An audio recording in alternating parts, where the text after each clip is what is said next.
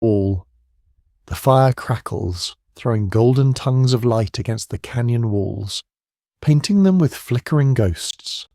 The night is vast and heavy, pressing in from all directions. Above, stars shimmer like cold embers in an ocean of black. Below, 20 human hearts beat fast, breath hanging in the cold air like smoke signals to the void. The fire is your only anchor, a trembling pulse of warmth in an otherwise indifferent wilderness. Around it your band huddles, men, women, children, elders, wrapped in furs and silence. Every ear is tuned to the darkness. Every eye watches the shadows just beyond the reach of flame. Then the sound comes. A low crunch, soft, deliberate, bone-brushing stone. You freeze. Your breathing stalls. Something is out there, just past the firelight. Not wind, not a falling branch. Something massive, something with intent. Then you see them. 2 glowing eyes, each the size of your clenched fist, suspended in the dark like malevolent stars. Not blinking, not moving, watching, measuring. Your heart doesn't just pound, it hammers against your ribs like a warning drum. Instinct screams, run, but you don't. Because something deeper than instinct holds you still. The growl begins low, not heard but felt, a vibration through your bones, a sound so ancient it predates language, so deep it bypasses your ears and speaks directly to the primal core of your spine. You tighten your grip on your weapon, a wooden spear, tip hardened by fire, polished by 1,000 hours of shaping. You've trained for this, prepared for this. But right now, with those eyes fixed on you, the spear feels like a child's toy. Then it steps forward. The fire catches on its fangs first. Twin sabers 7 inches long curve down from the upper jaw like ivory daggers. They gleam with the reflection of flame, sharp as sin, perfect as death. As the beast emerges fully into view, the fire reveals a form shaped by evolution's cruelest intentions. Muscles ripple under tawny fur, each movement a ballet of power and grace. Shoulders like boulders roll with every step. Paws as wide as your face crush the dirt without sound. This is Smilodon fatalis, the saber-toothed cat. 600 pounds of predatory design fine-tuned for one purpose: killing. No creature alive embodies extinction like this. The children in your group whimper. Elders clutch burning branches with trembling hands. Even the boldest among you, those who once brought down mammoths, feel the slow creep of dread sliding beneath the skin. For thousands of years your kind has feared the dark not for what it hides, but for what it reveals. The saber-tooth does not rush. It circles, its nostrils flare, tasting the air, decoding your scent. It's not just hunger that drives it, it's habit, ritual. Your species is not new to this beast. It has stalked your kind for countless generations, driven you into caves, culled your weakest. You were prey before you even had words for prey. But tonight something changes. You do not scatter. You do not run. Instead you move, as one. The strongest hunters step forward. Spears angle out like a living bramble. Others snatch burning branches from the fire, waving them to create a wall of flickering heat and confusion. The children and elders retreat to the center. A circle forms, not chaos choreography. This is no accident. This is practice. This is culture written in blood. The cat hesitates. For all its power, it is not reckless. It stalks, it plans, and now it watches something it cannot immediately understand. Organized resistance. 20 humans, not as individuals, but as a single organism, armed with tools, fire, and coordination. The predator walks the perimeter testing, eyes darting between spear tips. Flames lick the air whenever it gets too close. You do not flinch, you hold the line. The standoff stretches, seconds dragging like stones across ice. Then it snarls. A sound like splintering wood mixed with thunder. It flashes its terrible teeth one last time, but it does not lunge. It steps back, slowly, carefully, then melts into the dark like a ghost that's decided not to haunt tonight. Silence. No cheers, no triumph, just the long exhale of breath none of you realized you were holding. You have not killed the predator, but you've done something rarer. You've made it leave. In that moment, 15,000 years ago, in what we now call California, something more important than survival took place. A shift. This wasn't a story of a human running from a predator. It was a story of a predator retreating from humans, and not because we were stronger, faster, or more savage. We weren't. We never were. But we had something else. Something no animal before us possessed in such devastating measure. A mind that could organize, a brain that could teach, remember, plan, and improvise, a voice that could warn others, a hand that could shape wood into weapons, a soul that could turn fear into resolve. And most critically, a species that could act together. That moment around the fire wasn't just a lucky night. It was the birth of something that would come to define us: cooperative killing. The beginning of a pattern that would echo through the ages, from hunting grounds to battlefields, from spears to strategy. In that firelight under a black sky, humanity's most important survival tactic took shape. Not strength, not speed, but unity. The hunted had begun to turn, and the predators of the world were starting to realize it. Apex by design. Imagine a lion, its muscles rippling, its jaws deadly. Now, exaggerate everything. Enlarge the teeth until they curve like scimitars. Thicken the forelimbs until they resemble the arms of a wrestler, each step flexing with raw power. Stretch the jaw until it could unhinge like a python's. Congratulations, you've just built a saber-toothed cat. But this is no fantasy.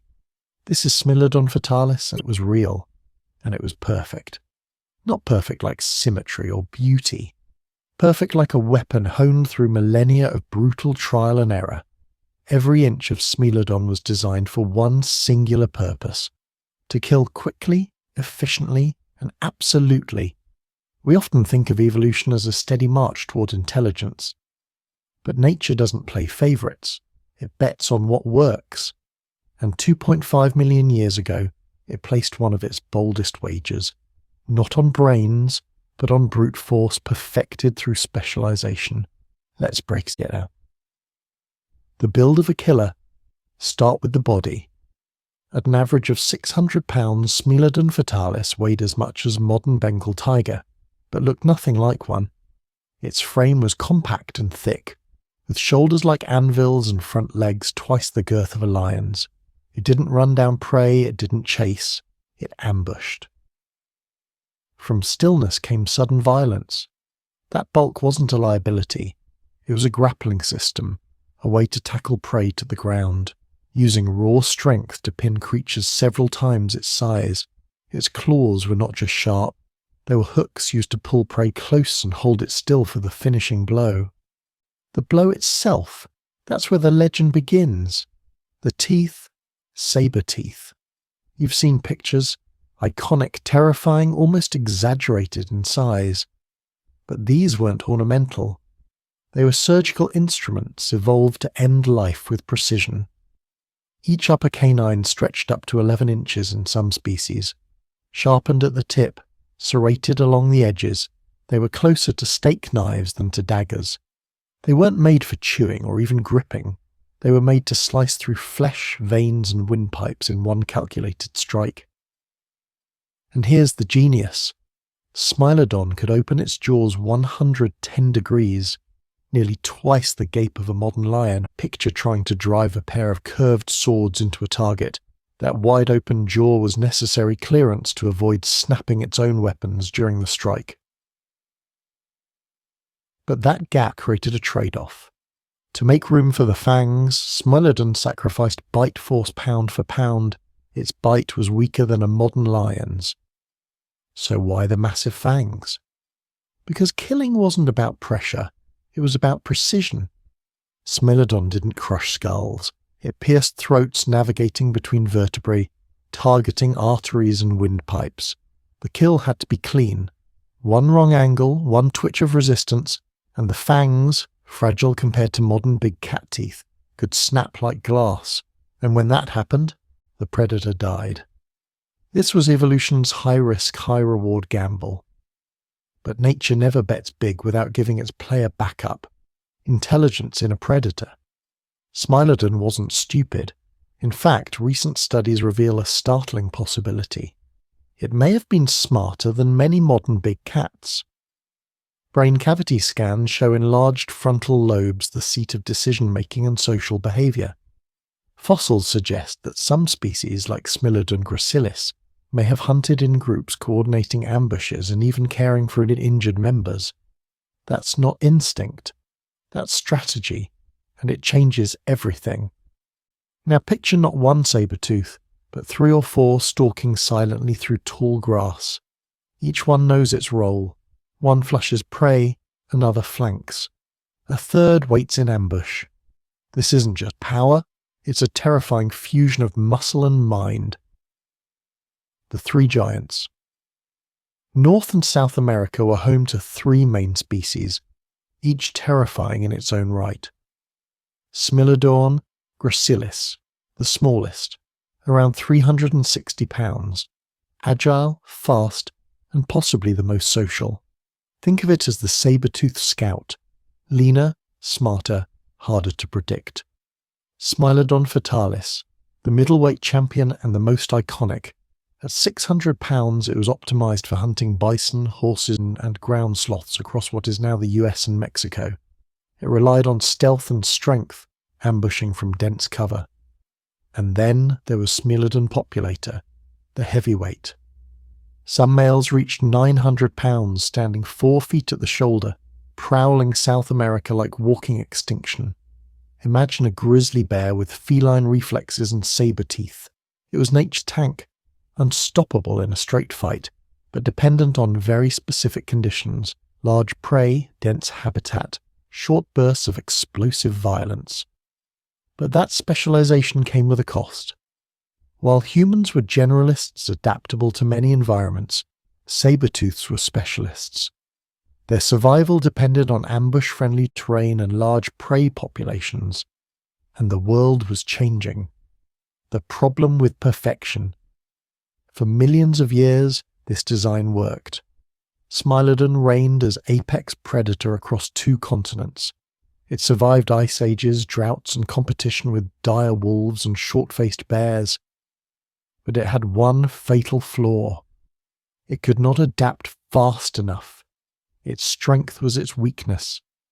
Those elegant teeth, useless on small prey, that massive frame, inefficient in open terrain, its ambush strategy, crippled when forests turned to plains, and its evolutionary clock ticked far too slowly to respond. Then came the one variable Smilodon had never faced. Us. We didn't have claws. We didn't have speed. We didn't even have thick hides or strong jaws. What we had was a brain that evolved not over eons but every generation. The moment humans entered the ecosystem, the game changed. Evolution's bet on muscle met intelligence that could rewire itself. And the saber-tooth, for all its terrifying power, didn't know how to play that game. Muscle versus mind. If you freeze-frame evolution at the height of the Pleistocene, the matchup is absurd. A 150-pound human armed with fire-hardened wood against a 600-pound apex killer. It's not a contest. But evolution isn't about the moment. It's about momentum. And while Smilodon was locked into its body, humans were already designing new bodies through tools. A stick became a spear, a fire became a weapon, a mind became a multiplier. And most importantly, we worked together. Smilodon was a solo operator, or at best, a small pack hunter. Humans created civilizations from campfires. We weren't better animals, we were something new, a different kind of predator, the kind evolution had never seen before, the weaker species. let's be brutally honest. In the Pleistocene, if you were a betting creature, wolf, bear, saber-tooth, you'd look at an early human and laugh. No claws, no fangs, no speed, no armour, no muscle mass to speak of, just 2 legs, bare skin, and a giant head balanced like a wobbling melon. A 150-pound human was, by every metric of nature, a walking buffet. We didn't glide through forests like panthers. We didn't fly, burrow, or gallop. Even our stride was inefficient. We plodded, we stumbled, we sunburned, we shivered. We were slow, soft, fragile. And yet we survived. More than survived. We conquered. But how? Let's rewind to the harsh truth of the time. In a one-on-one fight, no human stood a chance. A smilodon's paw swipe could shatter ribs. A dire wolf's bite could sever tendons.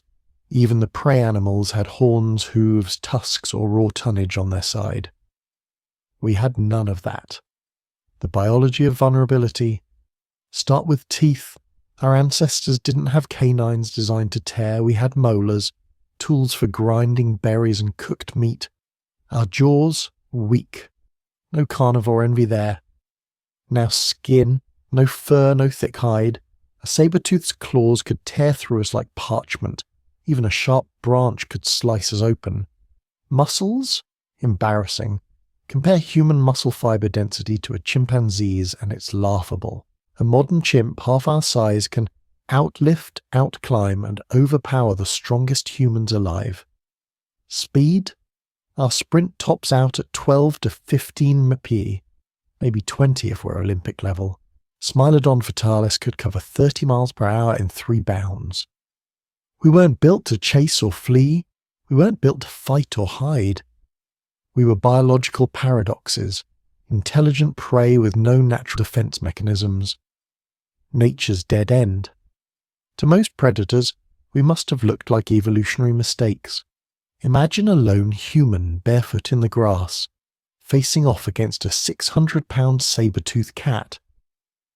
The cat's fangs curve downward like ivory blades. Its muscles twitch. Its eyes lock onto yours.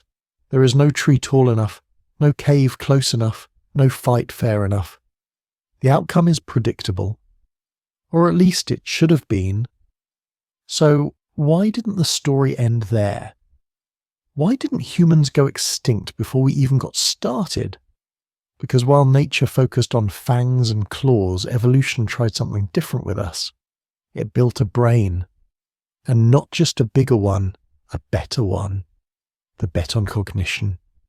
When you strip away every physical advantage, what remains is the ability to think, to see, to connect, to remember, to anticipate. A saber-tooth could analyze a single moment, prey, chase, kill. But a human could analyze time. We remembered yesterday's attack. We noticed tracks near the river. We connected the rustle in the grass with the cat that struck at dusk 3 days ago. The human brain turned raw vulnerability into tactical awareness, and with awareness came adaptation. One individual saw a predator pattern. Another shared the observation. Another built a solution. Suddenly, we weren't one frail creature in the dark. We were a network of minds building defenses against monsters. That's the real advantage. Not muscle, not teeth. Information, the math of survival. Let's run the numbers. A saber-tooth needs to get within 10 feet to strike. Its fangs are designed for close-up assassination, piercing arteries, severing windpipes. Every kill is a grappling match, a split-second decision of perfect angle and timing. But a human with a spear? We've just doubled the kill zone. A thrusting spear has a reach of 6-8 feet. A thrown spear can strike from 30-60 feet. That means, even without getting close, a human can make a predator bleed, can make it think twice, can break its ribs, pierce its lungs, or blind its eye. It's not just distance. It's the calculus of deterrence.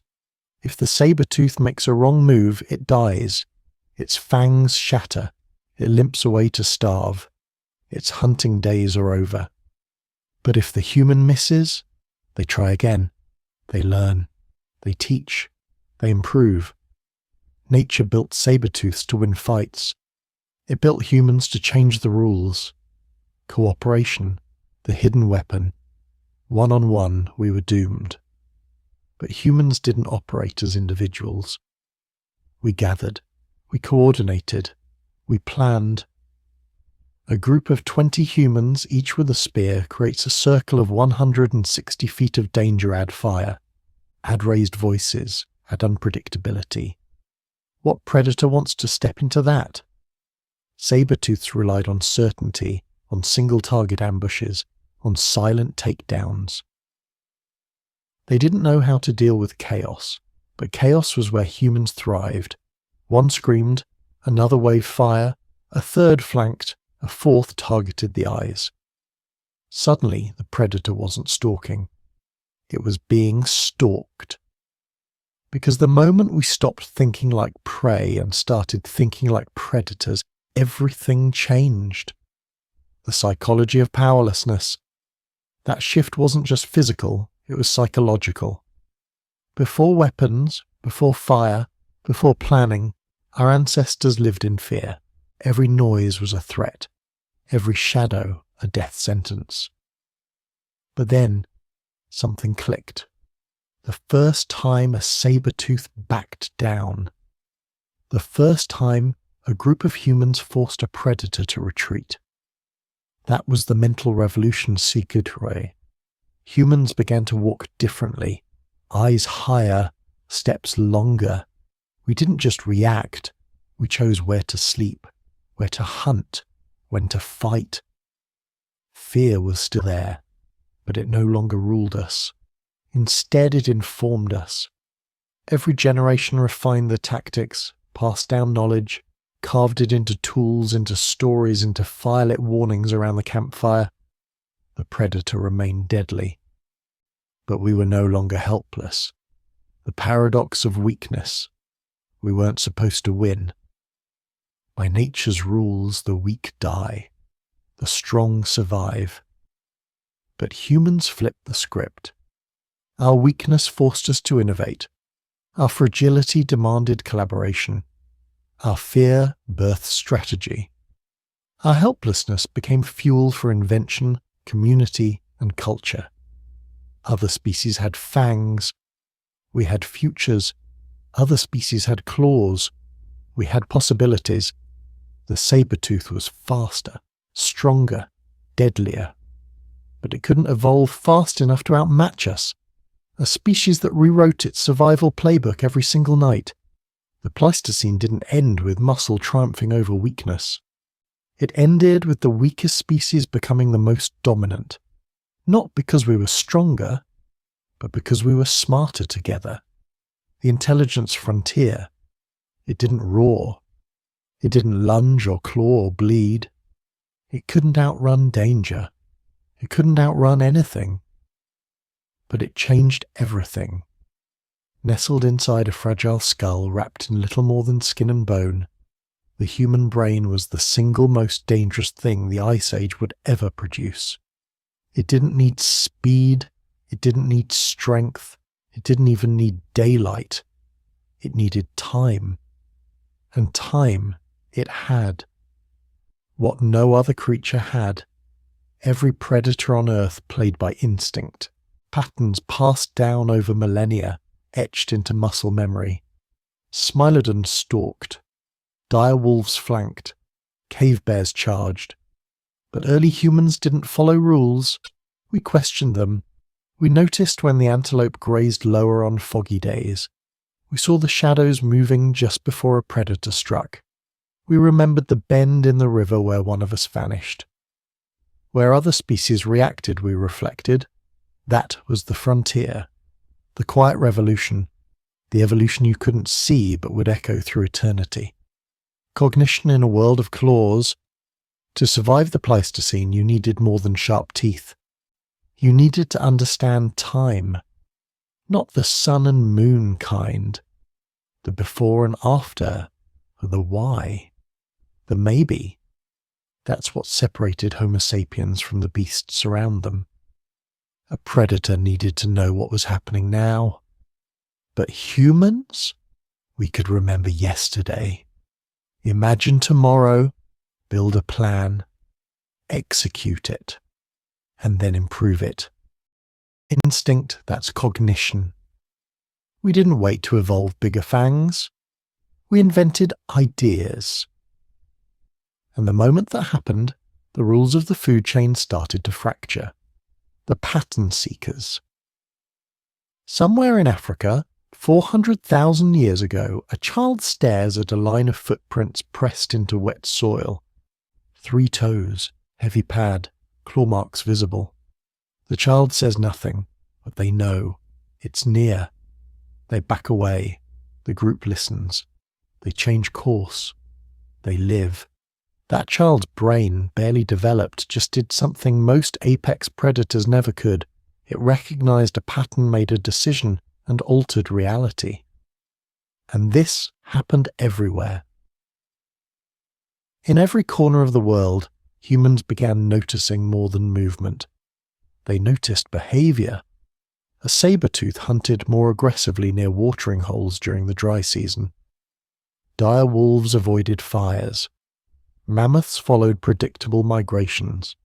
Humans connected these dots like living data processors.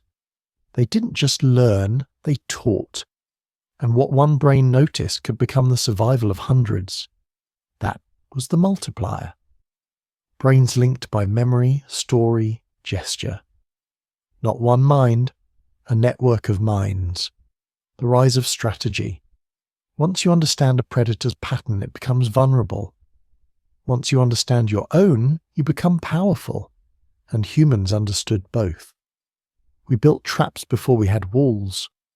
We circled prey before we had maps. We experimented, moved camp uphill to spot threats earlier, planted bone noisemakers near vulnerable paths, layered ash to read footprints in the morning. Each idea sparked the next. Each mistake became a lesson. Other creatures survived by repeating what worked.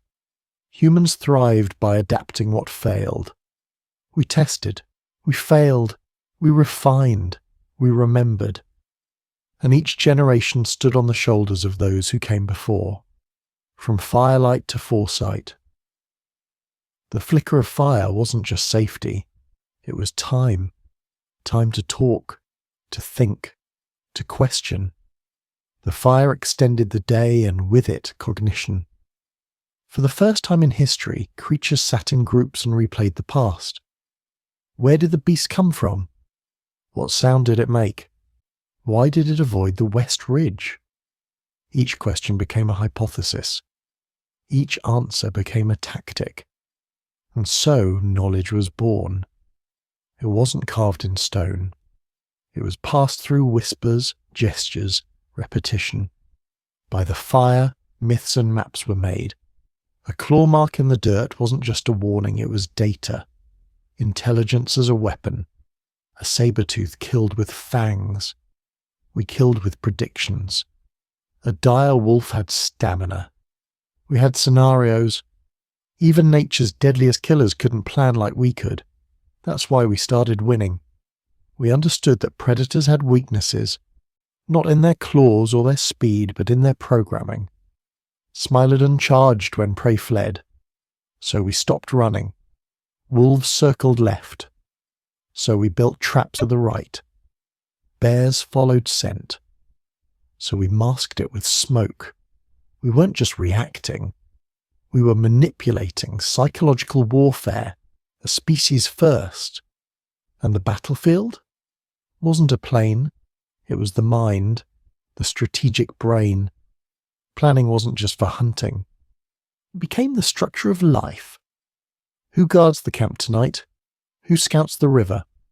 Where do we store meat so the cave lions don't catch the scent? These weren't instincts, they were roles, systems, strategy. And they changed everything. We didn't just prepare for danger. We anticipated it. More importantly, we trained for it. Children mimicked spear throws. They practiced yells that triggered predator startle responses. They learned to track, to spot shadows, to read behavior. Even failure became curriculum.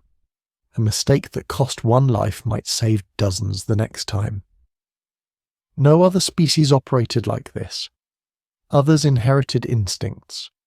Humans accumulated intelligence, and every fire circle became a classroom.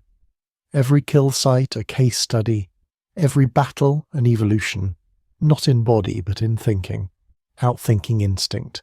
That's the core truth. Instinct is powerful, but it's rigid. It doesn't change fast enough. A saber-tooth reacts the same way for generations. But a human, we adapt after one encounter. We adjust spear length, fire layout, camp placement, and we don't just do it alone, we tell others, we show them, we spread the change. That's the intelligence frontier, a boundary no other species crossed, not by strength, not by speed, but by stepping beyond reaction into reflection, and from reflection into transformation. We weren't just thinking, we were evolving on purpose. Spears and distance. The creature was too fast, too heavy, too close. One heartbeat of hesitation, and it would be over. Not just for one human, but for the group. The children, the elders, the firelight community wrapped in skin and story. The predator was built for burst attacks, explosive ambushes designed to end life before the prey knew it had begun. And once, long ago, that was enough. But tonight something was different. The humans didn't wait, they didn't scatter, and they didn't close in. They stood just far enough away, hands raised, arms coiled, spears ready, not for stabbing but for flight. And flight was everything. Because the weapon in their hands was no longer just a stick. It was an idea, a revolution. For hundreds of thousands of years, predators had ruled the earth because they could close the gap. They could collapse distance into violence. But now, humans were learning to stretch that gap, widen the space between death and survival, until it became a chasm. The first spears were crude, fire-hardened tips on straight branches, tools of necessity born not from elegance but from desperation. They required close quarters. One wrong angle, one step too late, and the user became prey. They were weapons you had to believe in, because using them meant getting within reach of something that could kill you faster than you could scream. But even those first spears changed the equation. Suddenly, a human didn't have to use their fists. They could thrust from 3 feet away. 3 feet bought time, bought space, bought survival. And then came the next leap. Throwing. It sounds simple, but throwing a spear with speed, power, and accuracy? That's not instinct. That's physics, that's muscle memory, that's engineering. Someone, somewhere, realized that a spear didn't just have to be held, it could be launched. And in that moment, the human body grew longer. Not physically, but strategically. The arm became a lever, the weapon became a vector, and the battlefield changed forever. Because distance multiplies. A saber-toothed cat had to get within 10 feet to kill, but a human with a throwing spear could strike from 20, and 20 feet meant everything. It meant the predator had to cover twice the distance, through spears, fire, noise, and eyes that didn't blink. It meant the prey could strike first, and strike again. The psychological shift was just as important. Before, a lone human facing a predator had 2 choices, run or die. Now, they had a third, attack. And not just attack, but attack from safety. A sharp stick in hand is desperation. A flying spear is strategy. It is control. And humans are built for throwing. No other primate can hurl an object with speed and precision like Homo sapiens. Our shoulders rotate with eerie fluidity. Our spines twist. Our wrists snap.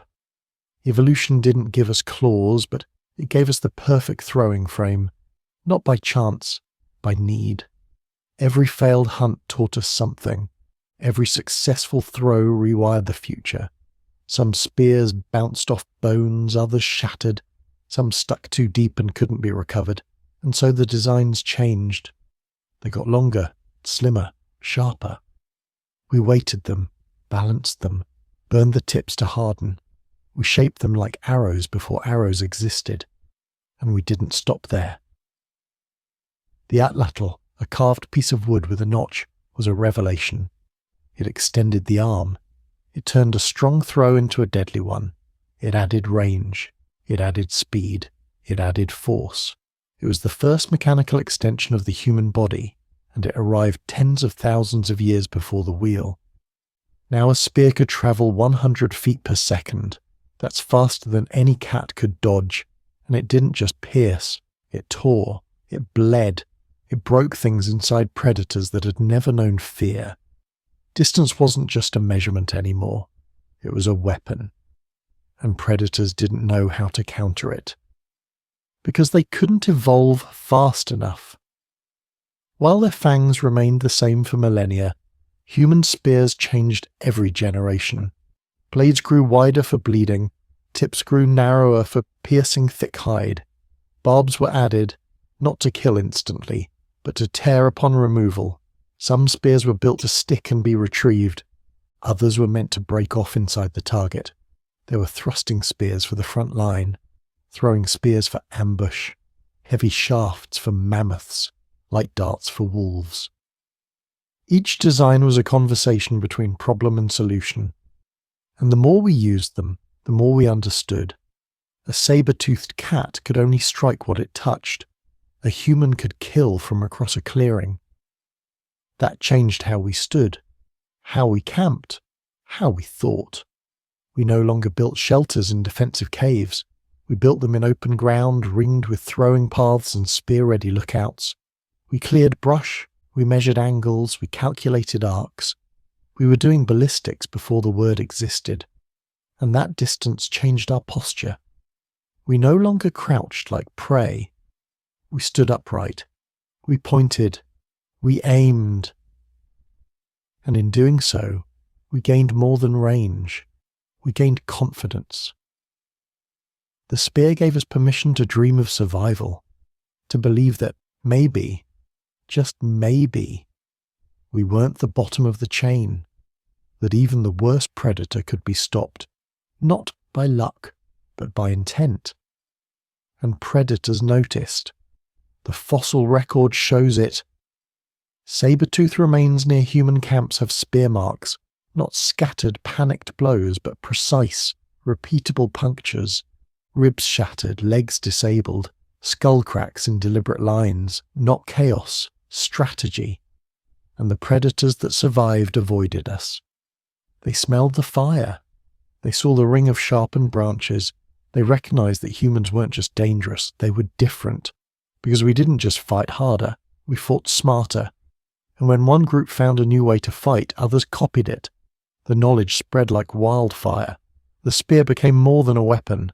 It became culture, passed down, refined, sacred. We didn't name our fangs or claws, but we named our spears. Because they weren't just tools. They were the first projection of our will into the world. The beginning of distance warfare. The dawn of intent beyond the body. And from this moment forward, no predator, no matter how fast, strong, or ancient, could ever be certain again.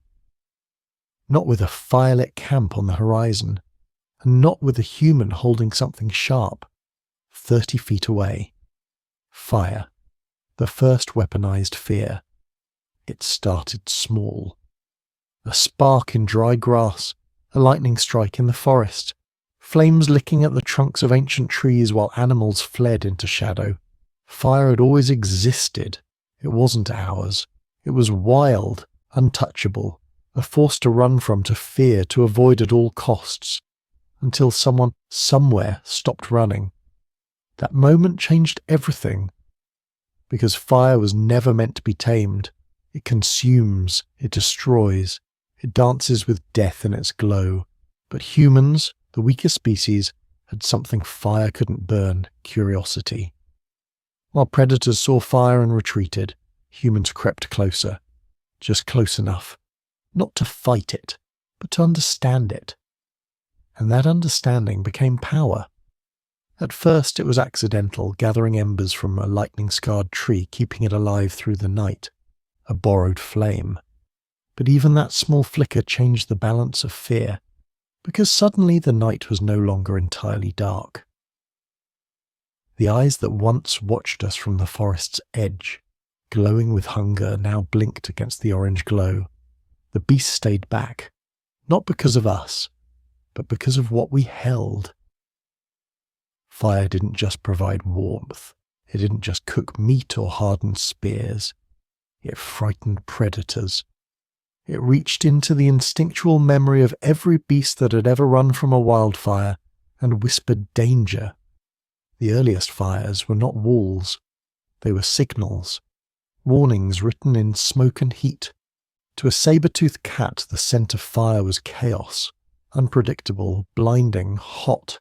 It confused the senses, snuffed out smell, dazzled vision, made hearing unreliable. The hunter wants to stalk through noise and flickering light.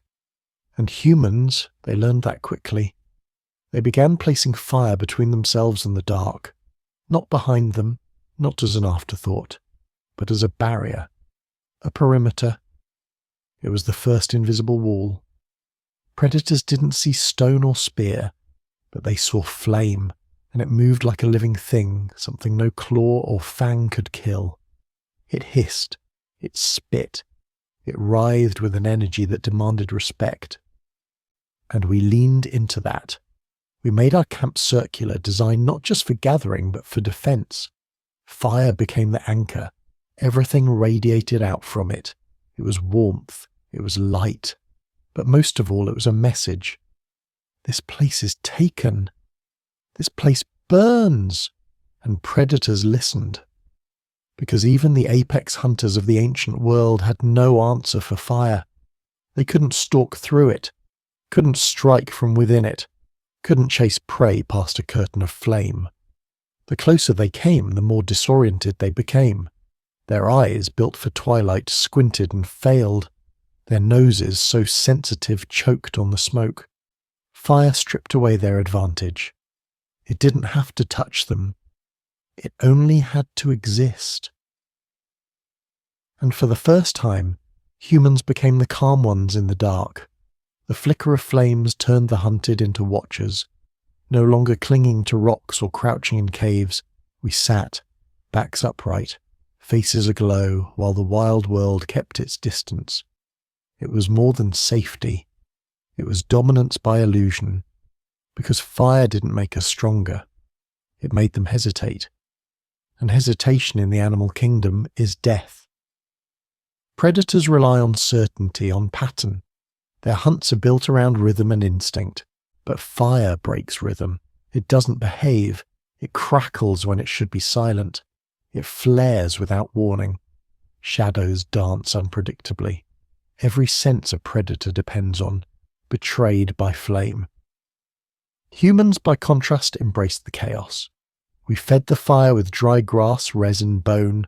We learned its moods, knew when to bank it, when to coax it, when to smother it, and when to let it rage.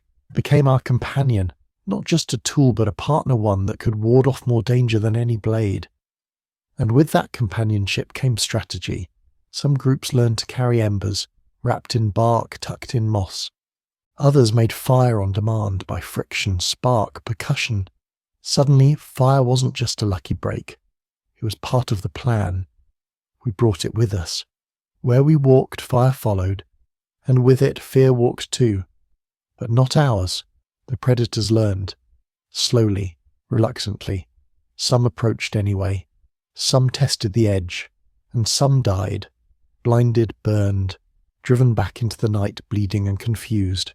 Their memories became caution. Their kind passed it on. There are ancient bones, charred and cracked, of beasts found just outside early campsites. They approached too close. They paid the price. And we remembered. Because fire didn't just scare animals, it scarred us too. It was dangerous, it could leap beyond control, it could consume everything, and yet we used it anyway. Why? Because it gave us something nothing else could. Psychological advantage. Not just over animals, over ourselves. Around the fire, stories began, language deepened, memory took shape. It was warmth, but also wisdom. We stared into it not just to see, but to think, to imagine, to remember where the predator fell, to whisper how it happened, to tell children where not to step, to explain what we had learned, without claws, without strength, but with flame in our hands. We began to think of ourselves differently, not as prey, but as keepers of something powerful. The night no longer meant terror. It meant time to plan, to heal, to forge, to create. Fire gave us hours we never had before. Where predators slept, we worked. Where others fled, we stayed. The balance tilted. And fire became more than deterrence. It became declaration. We used it to shape wood, to harden points, to clear brush, to cook food, unlocking nutrients that allowed our brains to grow even more. And slowly, deliberately, we began to turn the wild into habitat. Predators fear flame because it is final. It consumes the forest. It devours the den. It cannot be reasoned with. And now we held it. The firelight shimmered across ancient faces, painted in ochre, scarred by survival, eyes watching the black beyond the flame, knowing that somewhere out there, something was watching back. But it wouldn't come close. Not tonight, not while the fire burned. Because we had discovered something no predator could steal. Fear works both ways, and we had learned to wield it, organize defense. The line between prey and predator was never about size or teeth. It was about timing, about who moves first and who moves together. For a long time we waited, watched, reacted. But then something changed. We stopped simply enduring the wild and began shaping how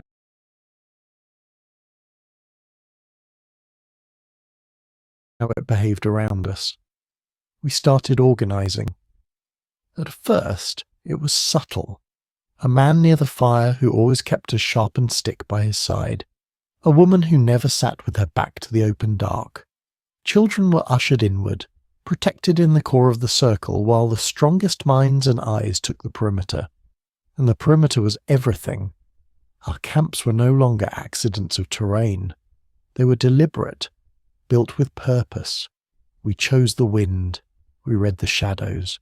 We studied how light bent through the leaves and how long it would take something to reach us if it charged. We stopped waiting to be hunted. We prepared. Circles were our first architecture. Fire in the centre, sleepers curled in rings, and beyond that, guards. Quiet, alert, rotating by turns, not just to fight, but to signal the low whistle, the knock on stone, the rhythm of movement in the dark that told the others, something's coming, be ready. We rehearsed without calling it rehearsal. Everyone had a place. When a branch snapped beyond the edge of light, people moved, not with panic, but with pattern.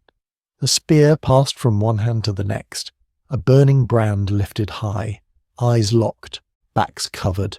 The youngest didn't scream, the elders didn't freeze. We didn't break formation. Because it was a formation. That was the evolution. Not weapons, not fire, but choreography. Other animals rely on instinct. Herds clump, flocks scatter, packs attack. But humans, we planned. We trained without needing language. A glance could mean move left. A footstep could mean now. The fire didn't just keep the dark at bay, it lit the stage for something greater, coordination. We became a species of roles. One watched, one flanked, one fetched more firewood, one woke the sleeping with a hand on the shoulder, firm, not frantic, because calm spreads the way panic does, and in those moments with eyes in the dark and muscle tense and fire crackling, calm mattered more than strength. This was not instinct anymore, it was decision. A saber-toothed cat might charge once, claws extended, fangs flashing, and expect chaos, expect screams, a stampede, a collapse. But now, when it lunged, it met order, spears raised at angles. Eyes locked in unity. Fire pushed forward, not back. The cat faltered, because nothing in its brain, no inherited memory, understood what it was seeing. A wall of humans, not scattered, not afraid, ready. It was a new kind of predator. Not a single hunter, but a system. And in that system, every weakness vanished. The slowest child wasn't alone. The injured man wasn't a liability. The pregnant woman wasn't a target. They were covered because we had learned what no other animal had. That survival wasn't about speed or strength. It was about synergy. In the great predator-prey ballet of the Ice Age, the rules were changing. The lone beast, the one that once ruled by fear, now faced something it could not fracture: unity. Human unity was silent, swift, intentional. When we moved, we did it together. When we fought, we did it from angles. When we watched, we did it from all sides. And it worked. Tracks in the snow told the story. A predator approached a camp, then turned away before entering the firelight. Drag marks suggested an attempted breach, and then a retreat. Not because we chased it, but because it had been met with something it couldn't understand. A group that didn't run. This organization didn't end at the campfire. It followed us into the hunt, into migration, into shelter building and territory defense. We began assigning tasks not just by need, but by skill. The sharp-eyed became scouts. The strong-armed handled meat and stone. The quick-footed relayed messages across terrain. We built webs of competence. Every night became a lesson. We remembered the direction the wind had blown when the bear came. We recited which ravine funneled predators in too quickly. We studied the stars, not for beauty but for timing. How long until first light? How long can we hold this line? And when the worst happened, when something broke through, we adapted. The guards rotated differently. The children learned to crawl, not run. Fires were spaced at intervals, not in clusters, giving light but also traps. Spears were stacked in reachable piles. Defensive ditches were dug by hand and lined with bones to clatter if disturbed.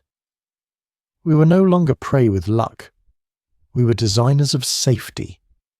There are cave walls that show this, etchings of men and women in formation, stick figures with their backs to fire and weapons forward.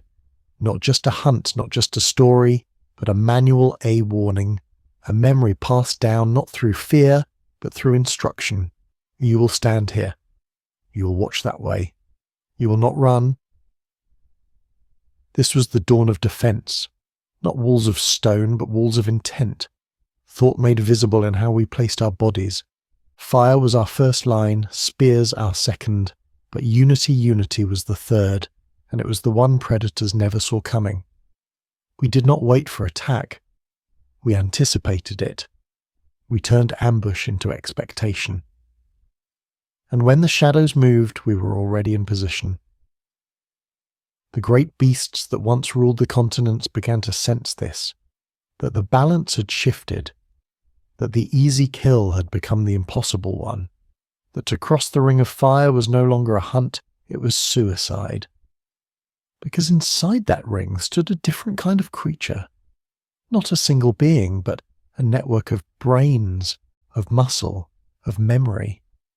A species that had turned survival into a ritual of readiness. So when the question is asked, how did we survive the saber-tooth, the bear, the lion, the wolf? The answer isn't fire, or spears, or speed. It's the circle, the unbroken line, the choreography that began when we stopped running and decided to stand, together. Study of the hunter. Before we became the apex, we were the observers. There were no textbooks, no lectures, only the open silence of the wild and in it the predator's truth. Smilodon, cave lion, dire wolf, they did not hide their ways. They broadcasted them through posture, breath, rhythm. Every paw print was a sentence, every broken twig a whisper, and we listened. That was the beginning of the transformation, not in the hand, not in the fire, but in the eye. We watched the hunter not with the fear of prey, but with something older, deeper, curiosity. How did it move when it wasn't hungry? Where did it rest? What scared it? A lone child might crouch in tall grass for hours, unmoving, while a saber-tooth padded below a ridge. Breath slow, eyes wide, learning, every flick of its tail, every hesitation before a leap, every retreat from wind carrying human scent data. Nothing was wasted. We became the world's first behavioral ecologists without knowing the word. Where others fled, we stayed. Where others forgot, we remembered. We noticed patterns, how the big cats preferred dusk, how the wolves circled to test the edges of the herd, how scent marked territory but faded with rain, how the old and injured always walked behind. What began as survival became study. We saw that predators were not infallible. They hesitated. They grew tired. They overcommitted when prey turned to fight. They relied on instinct, not strategy. And instinct can be bent. It was the first great mental inversion. Fear, not as paralyzer, but as compass. To feel fear and follow it, not away but toward understanding. The cold sweat before a charge became the heartbeat of awareness. The silence before the scream became the breath before a plan. We stopped just hiding. We predicted. In the morning frost, footprints told us how long ago they passed. Bent grass showed direction. Blood splatter revealed what and how they hunted last. We traced not just their path, but their intention. And once you know intention, you know the next move. You hold the map of the hunter's mind. We found where they drank, where they nursed their wounded, where they dragged kills to feed their young. And we waited. Not in the open, but behind trees, in ridges, under brush. Patient, still, until the predator became the preyed upon. We knew how far it would chase. We knew when it would give up. We knew which growl meant a warning and which meant desperation. This was not magic. This was not myth. This was observation turned to power. The moment we studied the predator, we became something new. No longer the hunted, no longer the rival. Something above, something with a map the others didn't know was being drawn. Our elders shared the details not in lectures, but in firelight murmurs. He returned to the same bend in the river, always after sunset. She limps with her left foreleg. She won't climb the cliff again. The pack split before the rain. The young male is alone tonight. These were field notes etched in memory, and we turned them into ambush. We learned the difference between boldness and routine, between hunger and territory, between solitary roars and coordinated attacks. Each behavior was a crack, each repeated movement, a thread we could pull until the whole web unraveled. Where the predator saw instinct, we saw predictability. That was the apex shift. It was never a single moment, not a dramatic battle or firelit stand. It was quiet, invisible. It happened the moment we stopped reacting to predators as creatures of terror and began recognizing them as systems of behavior. Every great beast became a pattern, and patterns can be broken. We dug narrow pits where lions returned each morning. We laid spikes where wolves funneled prey along ridgelines. We baited paths with carrion, then surrounded the flanks with stone and spear.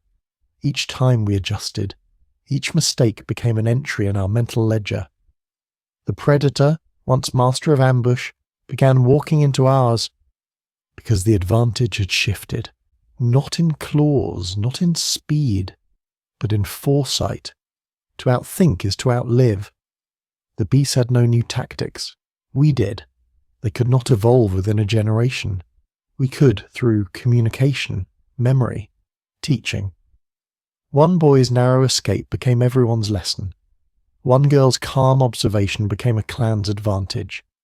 And soon, we hunted not just animals, but habits. This wasn't domination, it was decoding. And that decoding gave us the power to decide when to engage, where to strike, whether to kill or simply survive. The great cats still had their strength. The wolves, their coordination. The bears, their force. But none of them understood they were being studied. None of them knew their movements were being recorded, not in writing, but in the synaptic fire of human memory, passed down in whispered counsel, in charcoal sketches on stone, in rituals where we mimicked their gait, their growl, their arc of attack, not to honour them, but to rehearse their defeat, because we made a science out of fear. And that science had a single unshakable law: know your hunter, and you are no longer hunted. So when we stood in the brush and watched the saber-toothed prowl below, we did not tremble. We calculated. We watched it check wind. We watched it favour one side. We counted the seconds between each pause. We noted where it stepped, where it did not. We became the mirror of its method, but sharper, more fluid, adaptive. Because we had evolved not with claws, but cognition. We were out learning the predator in real time. The earth didn't shift. The sky didn't fall. But the world changed all the same. Not with a roar, but with a glance, a theory, a choice. We stepped out from behind the veil of prey, not by running faster or striking harder, but by seeing clearer, by knowing what came next. And when you know what's coming, you're no longer a victim. You're the author of the ending, the weaponized landscape. The first cities were not made of stone. They were made of space, of silence and slope, of shadow and sound. They were built not with walls, but with awareness. Not for trade, but for survival. Long before we carved monuments, we shaped the land. Not to tame it, but to weaponize it. Because every inch of terrain was a question. Will this protect us or expose us? In the age of tooth and claw, location was life. You didn't just sleep anywhere. You positioned yourself. You read the wind. You counted the blind spots. You chose elevation, not for the view, but for the second of warning it brought you. That was the currency of the night. Seconds. Humans began placing their camps with intention above the valley floor, near the bend of a river, with natural choke points, behind stones that echoed, beside trees that creaked when stepped on. This was not architecture. It was early urban warfare. A fire in the centre, logs arranged in a circle, sleeping spots chosen by sightlines, paths to water cleared of brush, not for ease but for vision, because the night was not empty.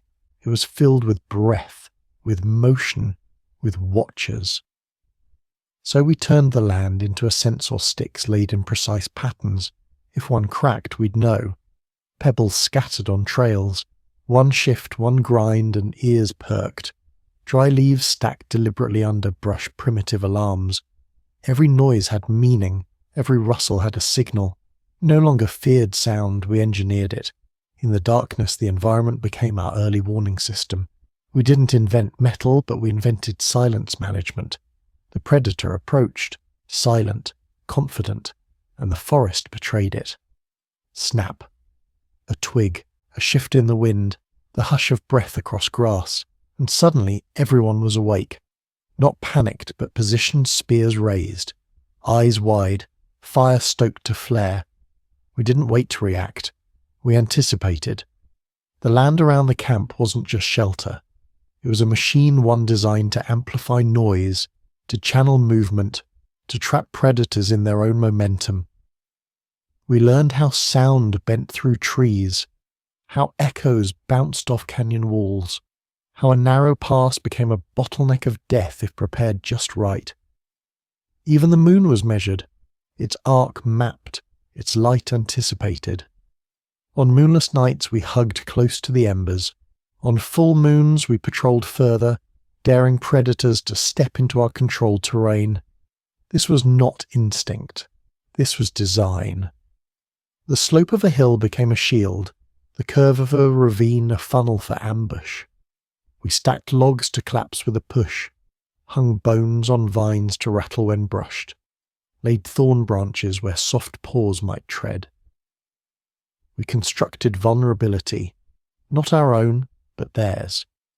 The predator no longer walked into wilderness. It walked into a plan. We began thinking in zones: a noise zone, a visibility zone, a kill zone. The land became a chessboard, and we began playing defense with offense. And when we moved camp, we took the system with us. Not the tools, but the knowledge. The memory of how to read a slope, how to hear a footstep, how to position sleeping bodies like spokes in a wheel, every back covered, every angle watched. We were not scattered prey anymore. We were positioned intelligence.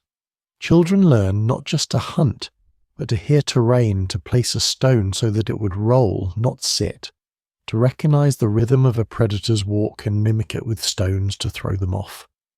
Misdirection became as much a weapon as the spear. By mastering terrain, we shrank the predator's advantage. Their stealth became noise, their power became isolation, their surprise became our script. And so the forest shifted allegiance. It no longer whispered only to the hunters, it spoke for us. The moment the saber-toothed padded too close, the land answered. A crack, a shift, a ripple in the dirt. And suddenly what once was an ambush became an execution. This was not just defense. This was dominance through environmental control. Before walls, there was layout. Before cities, there were camps built like living organisms, nervous systems of sticks, bones, light, and sight. We didn't wait for the enemy, we drew them in, because now we knew. The forest could be shaped, the hill could be bait, the river could be cage. The world was not neutral, it was playable. And for the first time in history, we weren't just surviving the landscape. We were engineering it to kill, from prey to predator. It didn't happen all at once. There was no trumpet, no declaration, no bonfire lit to mark the moment. Just a stillness. A decision made somewhere deep in the marrow of fear, where instinct begins to fracture and strategy begins to form. For generations we had watched the dark, counted the stars, memorized the paths of death that circled us like ghosts in the grass. We reacted. We survived. But something changed. One night the hunters came close, too close, and didn't make it back. Bones told the story, not scattered in frenzy, not left gnawed in retreat, but stacked, broken, butchered. This wasn't a kill for defense, it was a harvest. Somewhere in the cold night a line was crossed, and for the first time the predator did not leave with our blood on its teeth.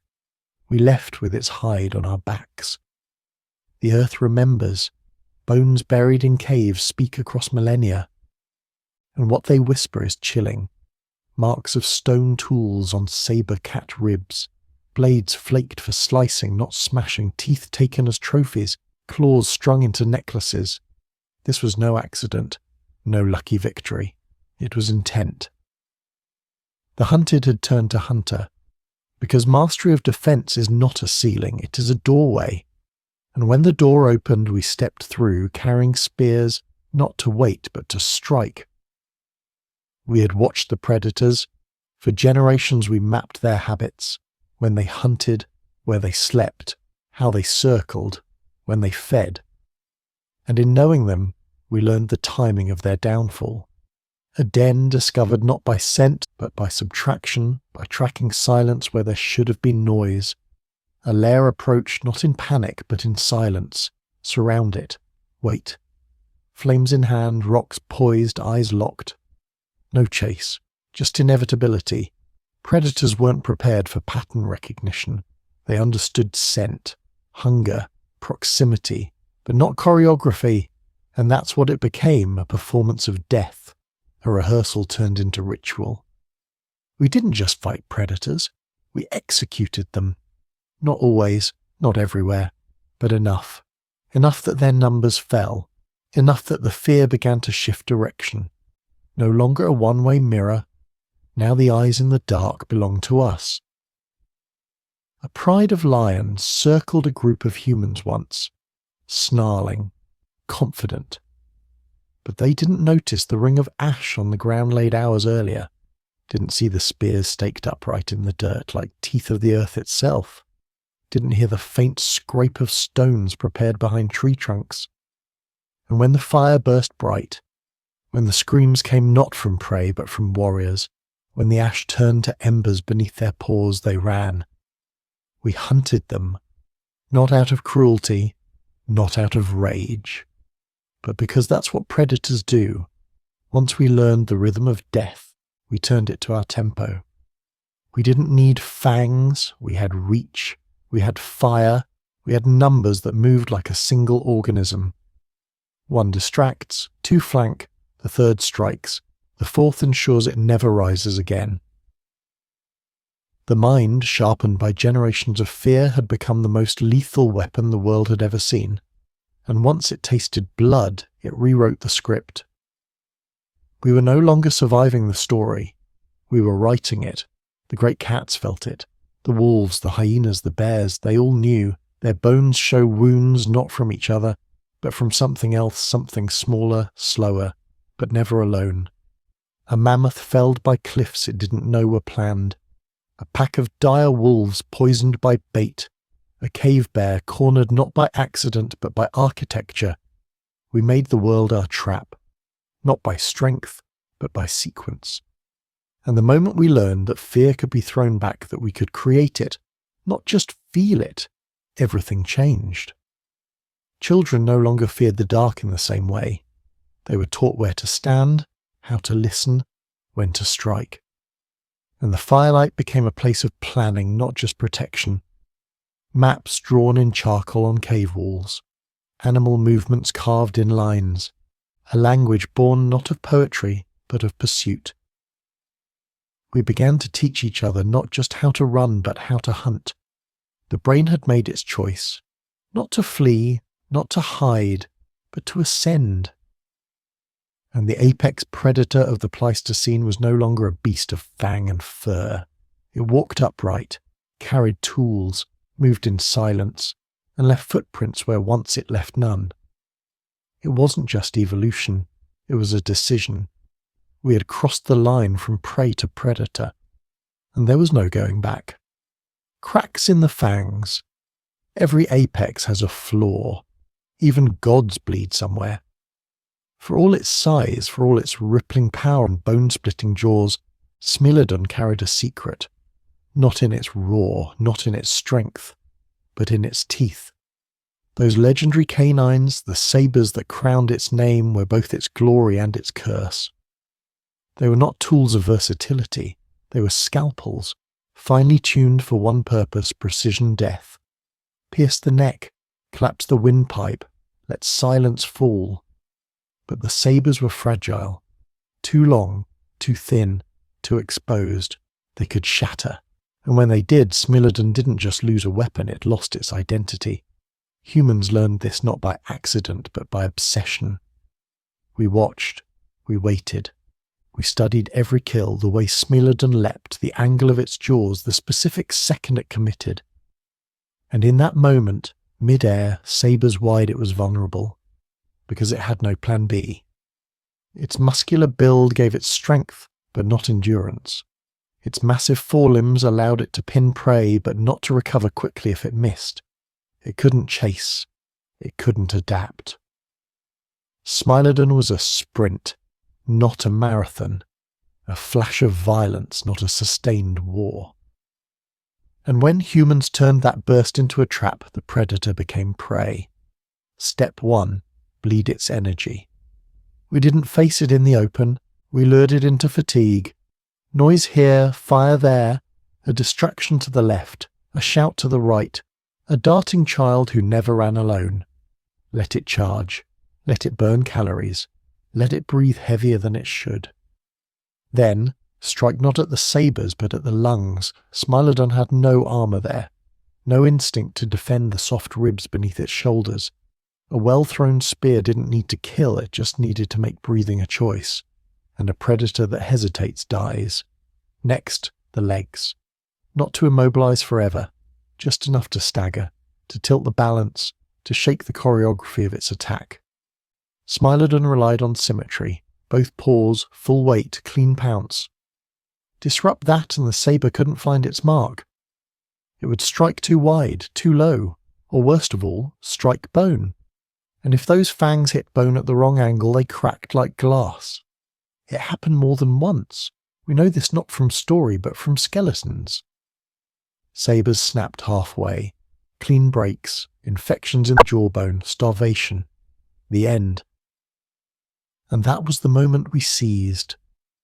Because humans don't win by being stronger. We win by finding the one place you're not invincible and turning it into the centre of the plan. We whispered among ourselves about those cracks, not with words at first, but with gestures, grunts, marks in the mud. This is where you hit. And soon it became ritual. When the saber-tooth came, we didn't scatter. We split 3 to bait, 2 to flank, 1 to aim, and that one aimed low. Not for the mouth, not for the eyes, but for the space beneath the beast's confidence. Sometimes it worked, sometimes it didn't, but even in failure the cat left with a limp, and a limp meant hunger, and hunger meant hesitation. And that was the crack in the myth. Smilodon wasn't fearless, it learned. One too many wounds, and it stopped coming near fire. One too many ambushes, and it began circling twice before stepping forward. Its extinction didn't come from one great battle, it came from 1,000 hesitations. 1,000 wounds, 1,000 moments when the fangs weren't enough. And humans, we did what we always do. We remembered, we taught, we evolved. Our children were raised, not just to fear the sabre, but to understand it where it strikes, when it breathes deepest, how its eyes widen half a second before the leap. And knowledge, when passed generation to generation, becomes inheritance. We inherited the downfall of Smilodon. We broke the myth, because even the greatest predator is just a body with limits, and the mind has none. So we turned those cracks into wedges. We pressed and pressed, until one day a cat stepped into a circle of humans and didn't come back out. Its bones, now fossilized, bear the signs. Clean cuts near the ribs, jagged notches on the femur. Both canines snapped. Not a kin defense, not an accident. A hunt. The moment the sabres broke, so did the illusion, and the world began to tilt. Not toward the strong, but toward the strategic. And in that quiet shift, you could almost hear the roar of evolution, not from the throat of a beast, but from the breath of a thinking predator, hunting with psychology. It wasn't strength that broke the beasts. It wasn't fire alone, or spears, or even coordination. It was confusion, the kind that infects instinct, the kind that turns certainty into hesitation, and hesitation into death. Because the final weapon humans forged was unpredictability. The great predators had ruled for millennia through rhythm, patterns, cycles. Smilodon hunted at dusk. The dire wolf circled by scent. The cave bear avoided open fire. These weren't random animals. They were programs written by evolution, refined by repetition. But then, something changed. The prey started breaking the script. They moved at odd hours. They circled behind. They made noise not to mask fear, but to summon it. This wasn't survival anymore.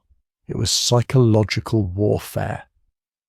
And the predators didn't know how to handle it.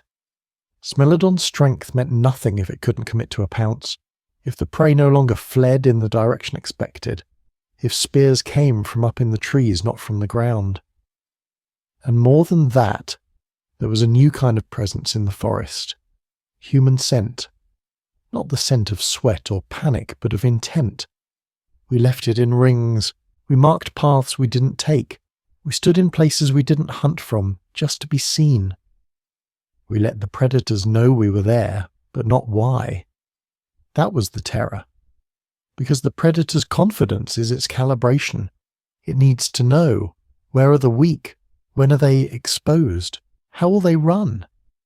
But now, the weak were silent, the exposed were armed, and no one ran in a straight line anymore.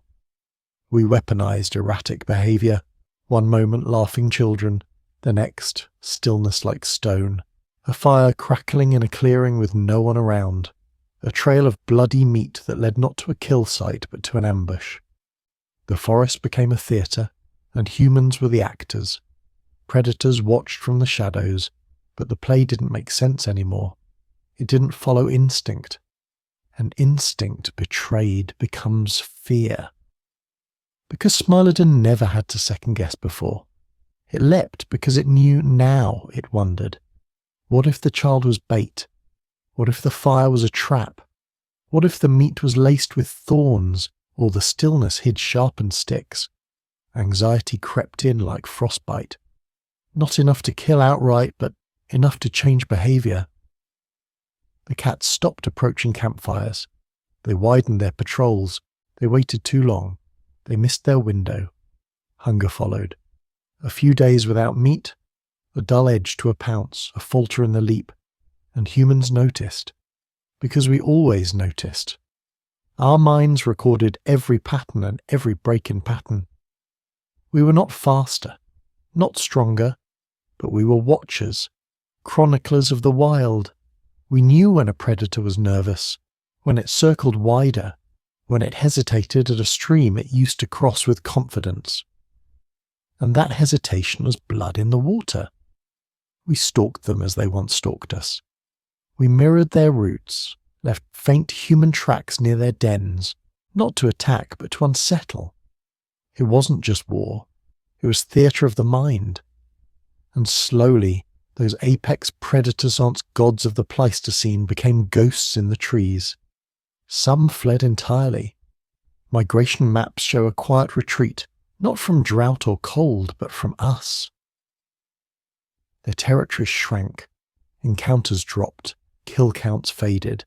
Some starved. Others wandered into new landslands already claimed by the same unpredictable bipeds. Extinction wasn't a single event. It was a psychological erosion, like a fortress that crumbles not from cannon fire but from the quiet cracking of its foundation. And that foundation was trust in the natural order. Once broken, it never returned. The saber-toothed cat, the dire wolf, the cave lion all learned to fear the one species that didn't follow rules. Because once we learned how to scare a predator, it could never relax again, and a nervous apex is already half dead. The humans, meanwhile, evolved faster than fear could adapt. Our tools changed. Our signals became more complex. We painted illusions on the walls of caves not just for art, but to remember how to frighten giants. Because we didn't just want to survive. We wanted dominion. And it began not with tooth or fire, but with a whisper in the tall grass, a misstep in the expected path, a circle drawn in scent and silence. The mind was our weapon, and fear was the arrow we never had to throw. Specialization and tactics. The spear was no longer just a stick with a point. It had grown teeth. Barbs to hold inside flesh, split tips to tear on exit, stone heads serrated like jaws, shafts hardened in fire, balanced for the arc of a thrower, braced for the weight of a charge. What began as a sharpened branch became an idea, and the idea grew sharper than any fang. But even more powerful than the weapon was the hand that knew how to use it. No longer did everyone fight the same way. No longer did everyone need to. Roles began to emerge in the tribe, not by force but by instinct refined through repetition. Some stood at the front, holding pikes grounded in the dirt wall of sharpened willpower, meant to stop momentum in its tracks. Others danced on the edge, light-footed, armed with light spears meant to jab, to harass, to distract. Behind them stood the throwers, the long arms, the arc-makers who turned distance into death. And then the unseen ones, the bait, the actors, those who mimicked vulnerability, a limp in the step, a trembling stance who led the predator toward the trap. They were the most dangerous of all, because they turned themselves into lures, into questions the predator couldn't ignore. The Smilodon saw weakness, but what it chased was calculation. Each footstep was placed, each cry was rehearsed, each retreat led exactly where it needed to go, to the kill zone, to the center of the circle. There, in the clearing between the trees, a dozen points rose like a storm of thorns, not random, not panicked, but timed, measured, practiced. That was the revelation. These weren't hunters anymore. They were units, each man, each woman, a single cell in something larger, a breathing organism made of minds woven together by intent. The tribe had become a machine, not of bone and blood, but of thought and timing. A kill wasn't a moment anymore. It was a sequence. First the bait drew the beast. Second, the flanks closed in, quiet, crouched. Third, the fire was lit behind it, removing retreat. Fourth, the formation bristled forward, not a mob, not a mess, but a line. A semicircle that bled closer with every step, tightening like a noose. And fifth, the strike. Fast, low, right where it hurt most. Behind the shoulder, into the lungs, tearing breath from inside. It wasn't just skill, it was surgery. The saber-tooth, built for frontal assaults, was dismantled from the sides. Muscle met method, and muscle lost. Because every time the predators adapted, the humans changed again. They carved grooves into spearheads to create sound on impact, to panic the herd. They attached feathers to shafts to stabilize flight and increase range. They made double-headed spear turn, point to pierce, another to catch. They planted false trails, built shallow pits, tied noisemakers to branches. This was no longer just defense. This was doctrine. And with it came something new, language in motion. A nod, a whistle, a hand raised or clenched. One gesture and the group shifted, like a school of fish turning in sync but on land with weapons in hand. The predator never saw it coming, because it couldn't imagine that level of cohesion, not among prey, not among us. And so the fear returned, not just of fire or noise, but of structure. Because the predators saw not individuals anymore, but patterns, and patterns meant traps. The saber-tooth, once master of the ambush, was now the one being lured. The wolf pack, once feared for its coordination, was now outflanked by humans who could form not one, but 5 fronts. The game had changed, and the battlefield itself became part of the strategy. Valleys became funnels, cliffs became barriers, rivers were no longer obstacles but allies. If the predator chased too far, it was forced to swim. If it climbed too high, it lost speed on the descent. Every terrain had a role, every stone a reason, because these weren't just hunters now. They were planners, and planning meant time, which meant memory, which meant knowledge passed down. Children grew up knowing which formation to fall into. Elders taught not just how to throw, but when to throw, and why. It was the birth of military thought. Not empire, not conquest, but unity under pressure, against something faster, stronger, hungrier. And it worked. The predators began to disappear not because they were all killed, but because the cost of the hunt became too high. A wounded Smilodon couldn't eat. An injured bear couldn't heal before winter. And so they chose easier prey.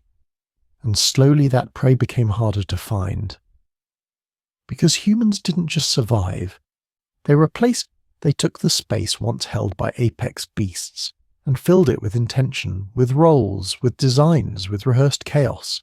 They became the apex by choice, by choreography, by building something stronger than tooth or claw.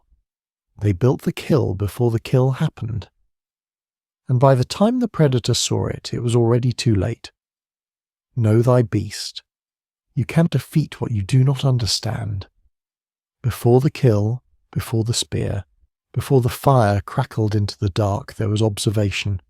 Hours, days, seasons, not in motion but in stillness. From behind trees, from above cliffs, from the silence of tall grass where only breath dared move.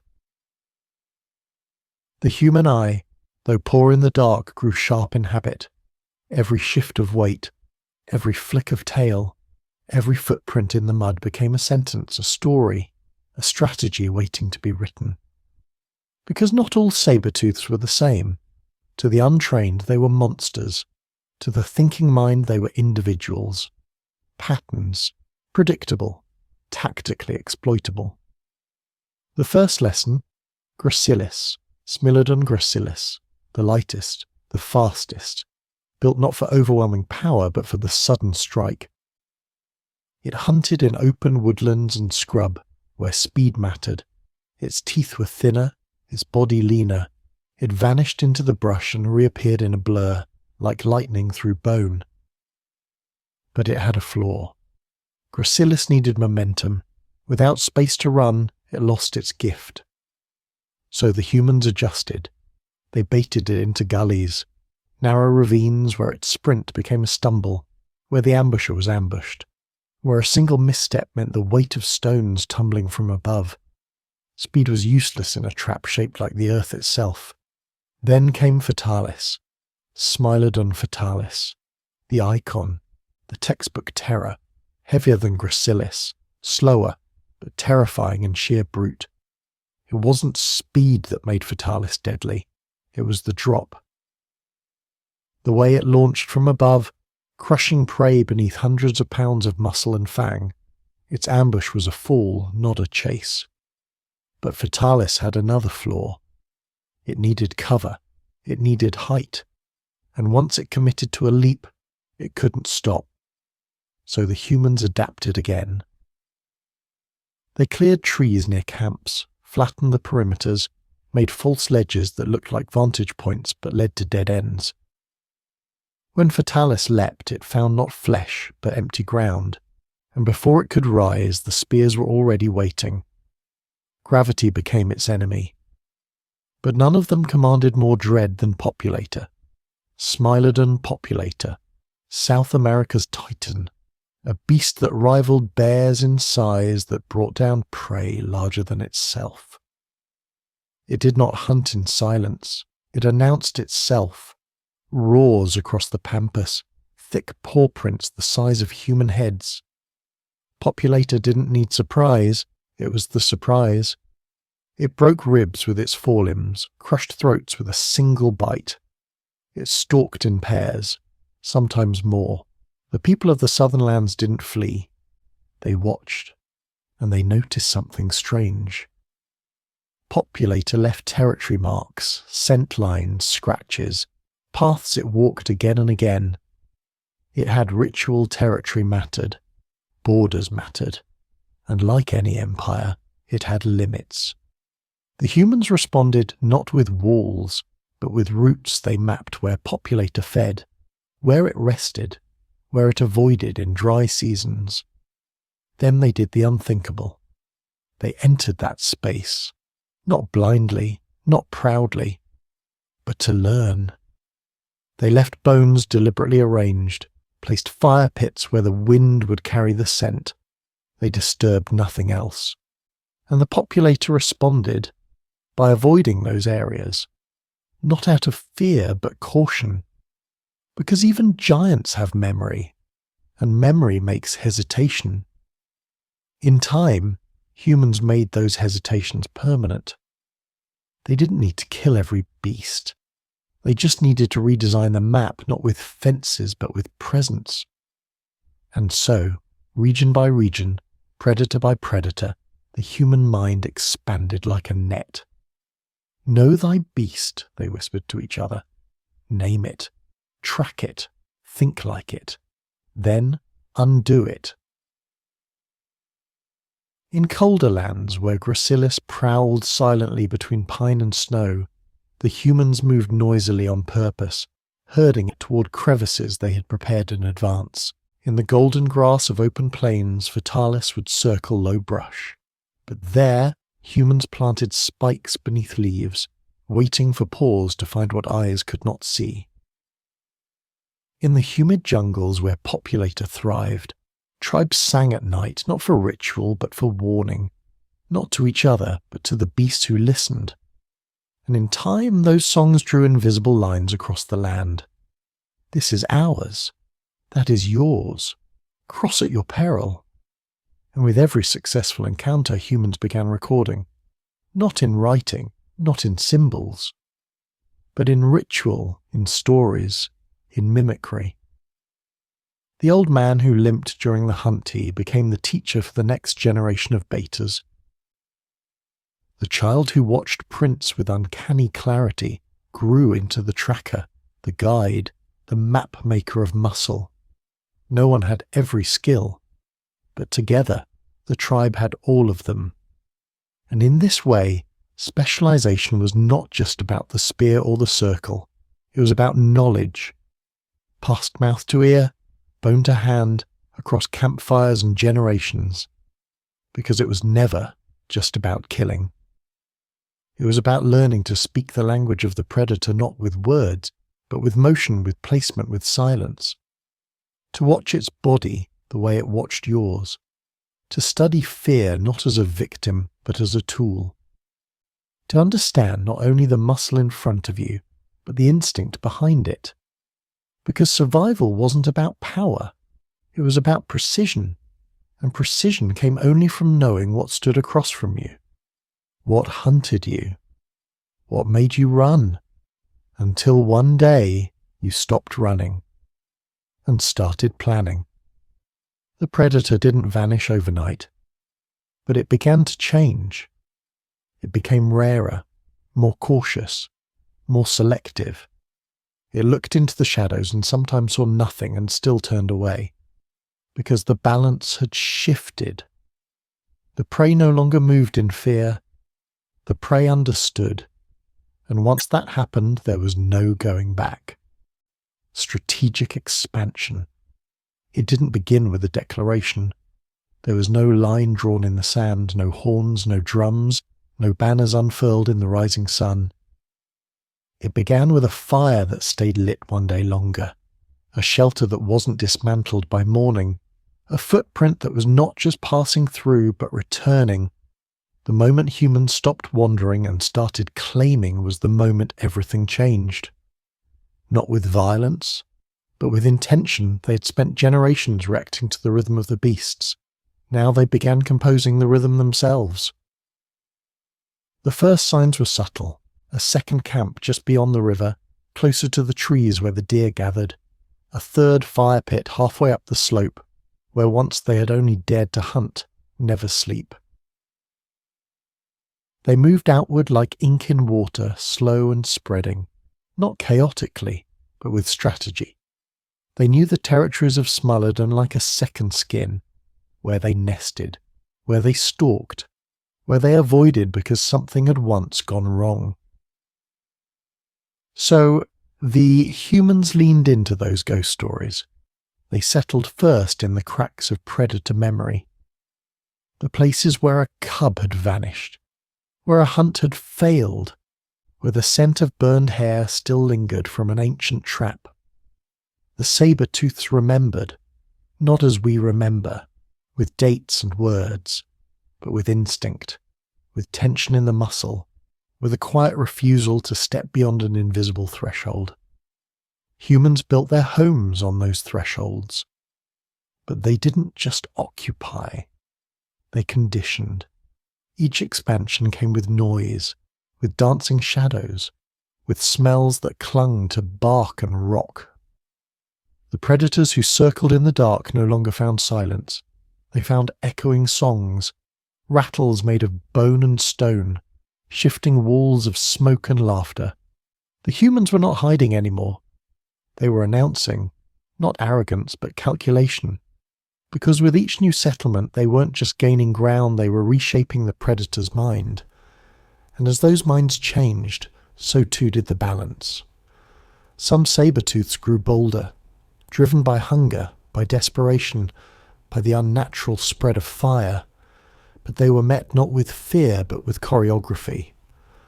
Men didn't scatter when the beast arrived. They flanked, they funneled, they stood as one. Every charge became a trap. Every roar met with sharpened silence. And some saber-tooths, once kings of their dominion, turned away not because they were defeated, but because they were outmaneuvered. Others never returned at all. They became bones on the outskirts, skulls with holes too round, too clean to be anything but human-made. Even the wind seemed to shift, no longer carrying just the scent of prey, but the promise of resistance. And resistance over time became ownership. Camps grew into hubs, not cities, not yet, but planned spaces. Fire rings arranged to create overlapping light.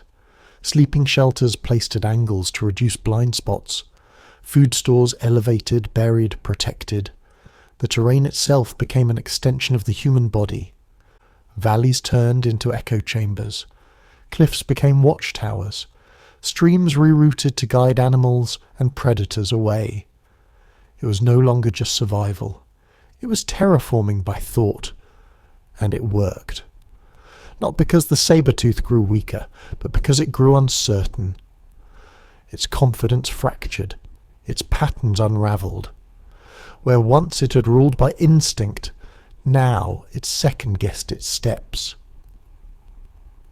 What had been a hunting ground became a minefield of human design. A rustle in the grass could be wind or a decoy. A scent could be food or bait soaked in blood and ash. And slowly, across plains and forests and the edges of icy hills, the saber-tooth gave ground. Not all at once, not in surrender, but in caution. It withdrew to the shadows where no drumbeat echoed, to mountains where no children laughed, to caves where no smoke touched stone, and the humans kept moving forward. Each settlement became a seed, and each seed learned from the one before.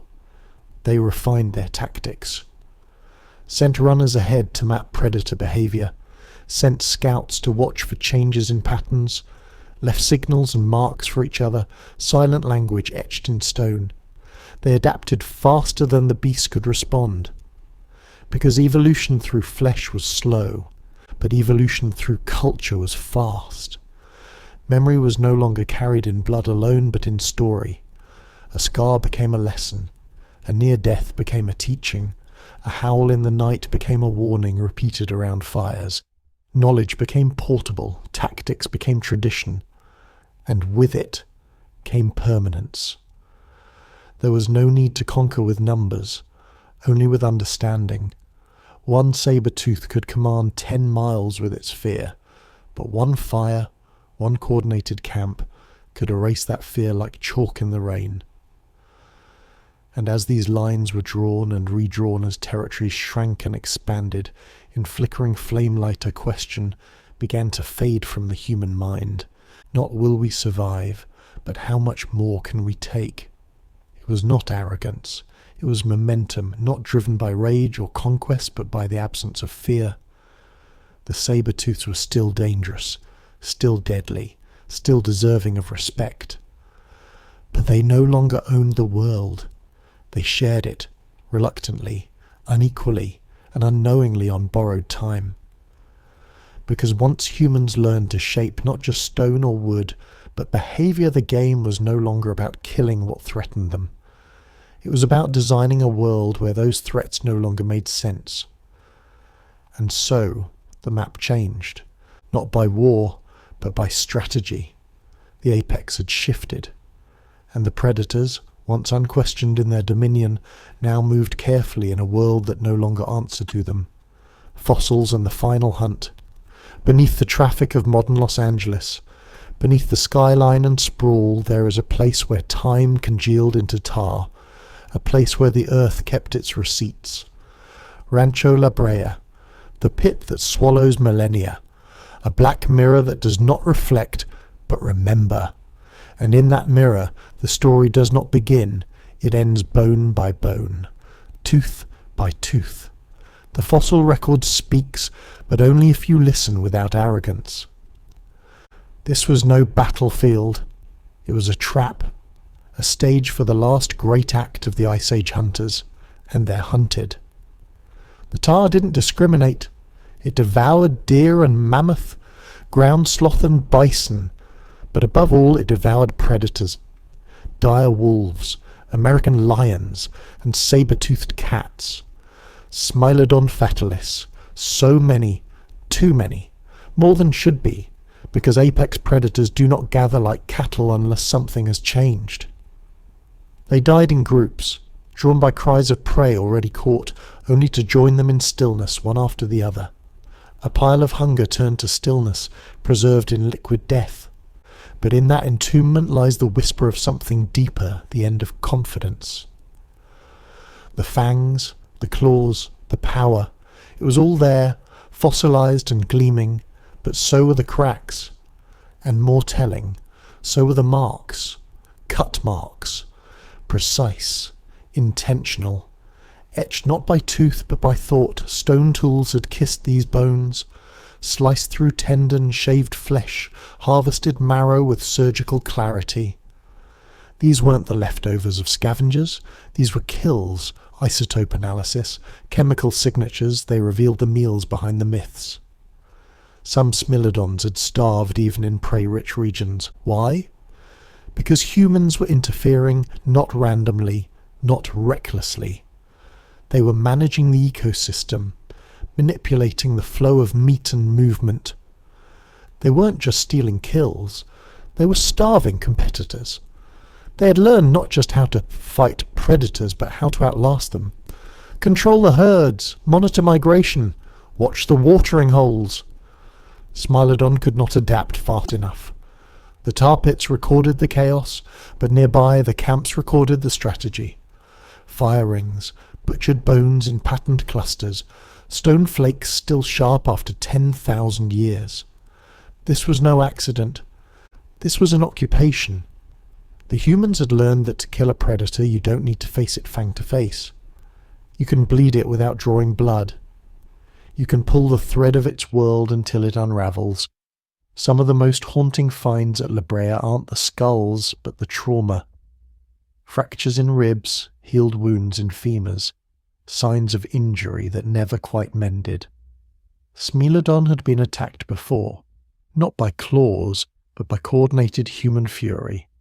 A spear to the flank, a trap made of hidden pits and collapsing earth, a noise that sent the beast crashing into its own demise. And still they came, because hunger is stronger than memory. But so is design. The humans knew. They counted on it. The cry of a trapped animal was bait. The smell of rot was a net. The predator's courage, its fatal flaw. So they built their kill zones around that flaw, and when the saber-tooth leapt to feed, it landed not on meat but on strategy. The final hunts weren't cinematic. No duels, no heroes with shining spears beneath sunsets. Just exhaustion, just attrition. A pack of humans on the ridge, a scream in the dark, a plan whispered before dawn. And then a thud, a hiss, a silence too perfect. Another skull lost to the black pit, another apex pulled under. But perhaps the most unsettling proof of all was not in the saber-tooth bones, but in the bones beside them. Wolf femurs with tooth marks, gnawed not by prey but by each other, signs of starvation, cannibalism, desperation. The predators were dying not just from human violence but from the ripples of control. Once the balanced Tippodonts humans began managing the kill chain, the top of the food web collapsed like a house of bones. They were hunted into extinction without needing to be exterminated. Humans didn't need to kill them all. They just needed to unmake the world that fed them, And they did. Slowly, relentlessly, intelligently. The fossils are not a monument to strength. They are a ledger of failure, the cost of inflexibility, the toll of instinct outrun by thought. In the cold light of science, Rancho La Brea is an archaeological site. But in the deeper, older light of story, it is a cemetery of supremacy. Here lie the giants. Not because they were slain in combat, but because they were outlived. And that was the final hunt. Not a chase, not a clash, but the quiet, deliberate erasure of a predator that could not pivot. Humans did not just win. They ended the game. The predators that lost the war. They were never supposed to vanish. Not them, not the kings. They were muscle-made myth. Perfect predators, engineered by time and pressure, thousands of generations sculpting their skulls into weapons, their limbs into launch pads of death. They ruled the shadows, and for a time even the light. But then they were gone. Not faded, not dwindled. Gone. No bones beyond the boundary of a certain century. No new tracks in the mud. No echo of a living roar in the frostbitten wind. Only silence. And us. The saber-toothed cats, Smilodon, Homotherium, Meganteria each, a product of continents and eons, each designed to kill in a world of giants fell like brittle towers after a single species arrived, with fire in its eyes and plans in its hands. It wasn't an apocalypse. It was a precision kill. The fossil record doesn't lie, but it does whisper, and what it says is chilling. The extinction curve spikes at contact.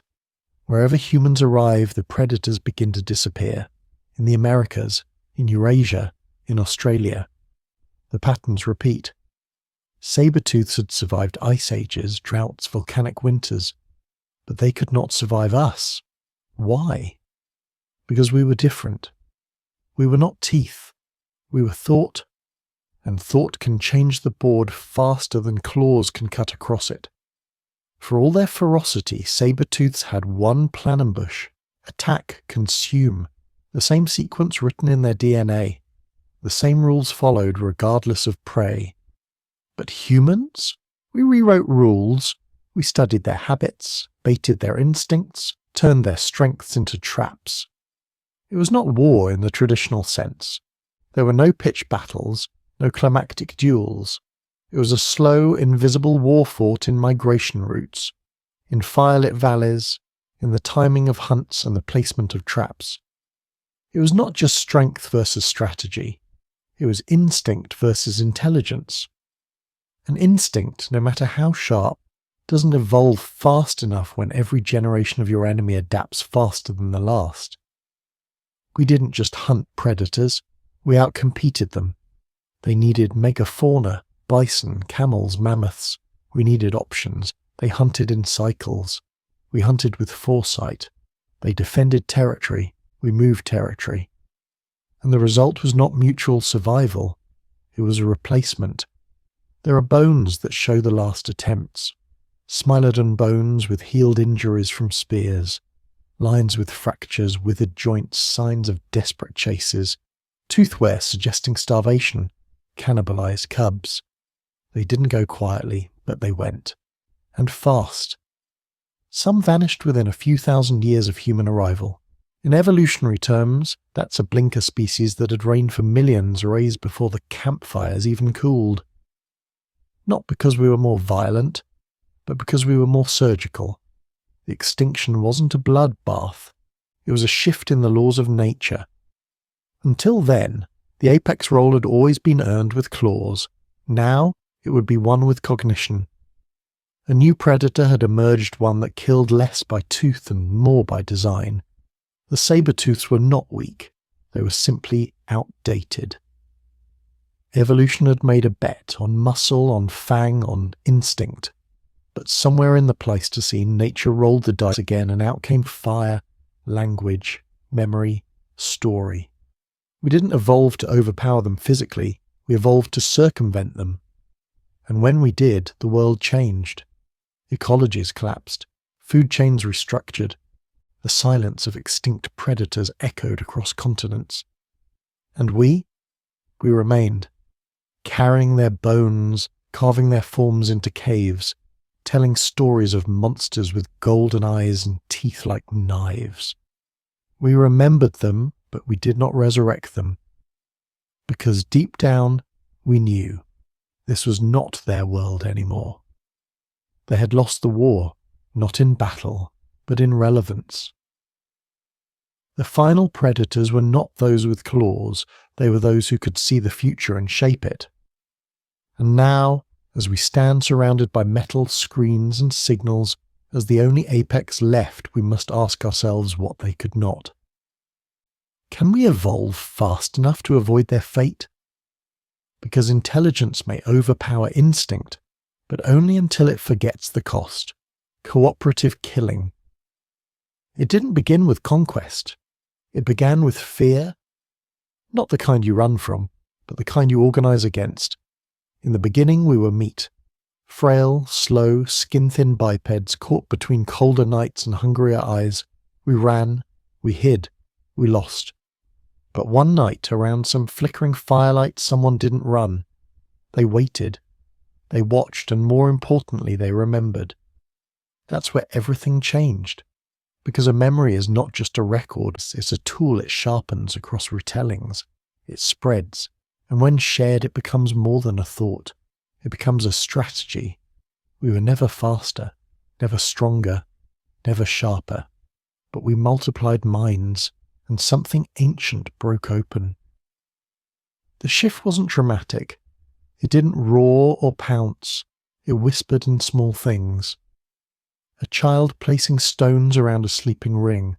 A mother knowing when cats moved west. A man learning that two spears thrown from different angles caused confusion even teeth couldn't bite through. The cats, Smilodon, Populator, Fatalist, they operated alone or in pairs. Deadly, silent, specialized, evolution's masterwork of ambush and impact. But they were designed to hunt prey. Not prey that hunted back together, because that's what we became. Not a species, a formation. At first crude and nervous, screaming, circling, spears shaking in trembling hands, but then choreographed, deliberate, deadly. This wasn't survival anymore. This was orchestration. And that changed everything. For the first time in Earth's history, a creature emerged whose greatest weapon was not in its body, but in its coordination. Not a single predator before us had ever wielded collective intention like we did. Not the wolves who howl and chase. Not the orcas who corner and drown. Not even ants who act from genetic memory. We chose our movements. We trained them. We taught them. A child could learn a predator's pattern by watching shadows across bark. An elder could teach that one species always flanked left before a strike. A scarred warrior could instruct that Smilodon's power came at a price. One bad fall, and the jaw shattered. Knowledge didn't die with the injured, it spread, and with it we evolved without changing shape. Because what saber-toothed couldn't adapt to wasn't a new weapon, it was a new mind, a shared one. We began to think in formations, move in patterns, create kill boxes in canyons, layer strategies into terrain. What one human couldn't achieve alone, a dozen could, and more terrifyingly, they could do it without words. A hand signal, a pause in the breath, the sound of a rock tapping twice. Silent coordination, the birth of language before language had sound. Even the animals noticed, even the wind changed. Because cooperative killing wasn't just about spears, it was about prediction. We learned how to see the future by watching a creature's eyes. We didn't fight where the predator stood, we fought where it would be. Smilodon didn't stand a chance, not against 20 minds operating as one organism, one with reach, memory, patience. This was the frontier where instinct faltered. Because instinct doesn't collaborate, it reacts. But thought prepares. And in those early hunts, something else awakened in us. A thrill, not just of survival, but of dominion. The first time we drove a predator from its den, the first time we set a fire not to warm us, but to funnel the beast into a trap, the first time we saw bones pile not from fear, but from choice. And as the kills mounted, so did confidence. Our hearts stopped pounding from terror. They began to beat with purpose, rhythms matched to others, steps coordinated like a drumbeat in dirt. We were no longer a species scattered across a continent. We were units, platoons of predators, outnumbered but never outplanned. And this was the true extinction engine. Not fire, not metal, not even weapons, but cooperation. Because once we learned to synchronize, to split roles, flank angles, and rotate responsibility, every predator on Earth became predictable. And predictable creatures are killable. From that point forward, our growth was geometric. Every tactic passed on was refined. Every mistake corrected in the next generation. Our minds became a hive. Our movements, echoes of ancestral battles we didn't even fight. We didn't need to evolve stronger muscles. We evolved stronger connections. And in the end, that's what won. The saber-tooths were designed for one moment, the pounce. We were designed for 1,000 moments strung together in unity. Plans made of patience, patterns layered across years, shared memories that became weapons sharper than bone. They were built to hunt. We learned to hunt. And learning scales. This is the final truth of their extinction. Not a singular hunt, not a final clash, but a slow, methodical shift in the balance of intelligence. The predator with the sharpest claws lost to the species that learned how to talk, to wait, to teach, and most importantly, to hunt together. We didn't just kill the saber-tooth. We replaced it. Apex by coordination. Alpha by calculation. The greatest predator Earth has ever seen wasn't born with fangs, it built them. And it shared them. The invention of war. It didn't stop when the fangs disappeared. The fire still burned, the spears still sharpened, and the minds grew restless. Because once you master the hunt, once you taste what it means to outthink a killer, to move in concert, to create death with intention you don't forget, you look around and you see others, not predators, but people who drink from your river, who cross into your forest, who build their fires just a little too close. And the question returns, not with fear, but with familiarity. How do we stop them? The answer was already in our bones. Cooperative killing. It had worked before, it had made us dominant. Now it became something else. It became doctrine. The same strategies that ended Smilodon began to shape our dealings with each other. Territory, ambush, resource control, psychological disruption. We didn't just invent war, we evolved into it. There was no single moment, no first battle etched in stone, no blood-soaked flag raised above a shattered village. War slipped in like smoke, like memory. It arrived disguised as protection, as defense, as necessity. But at its core it was the same choreography, the circling, the flanking, the striking. Only now the prey wore human skin. The tactics were familiar, fire to flush, sound to scatter, spears from angles unseen, stone thrown not at beasts, but at brothers. And slowly the lines blurred. What once was survival became strategy. What once was defense became domination. Because when you build a mind that functions in patterns, that survives by understanding the enemy, you start to see enemies everywhere. And what started with saber-tooths carried into villages, then tribes, then nations, each with its own version of fire circles, of hunting formations, of kill zones marked not with blood, but with flags. The great leap wasn't when we hunted together. It was when we killed our own kind with intention now. That's what war is.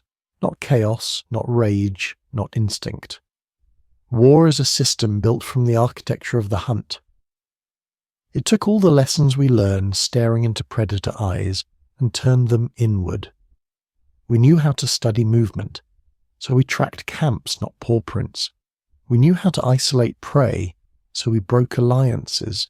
We knew the power of noise, of shadow, of timing.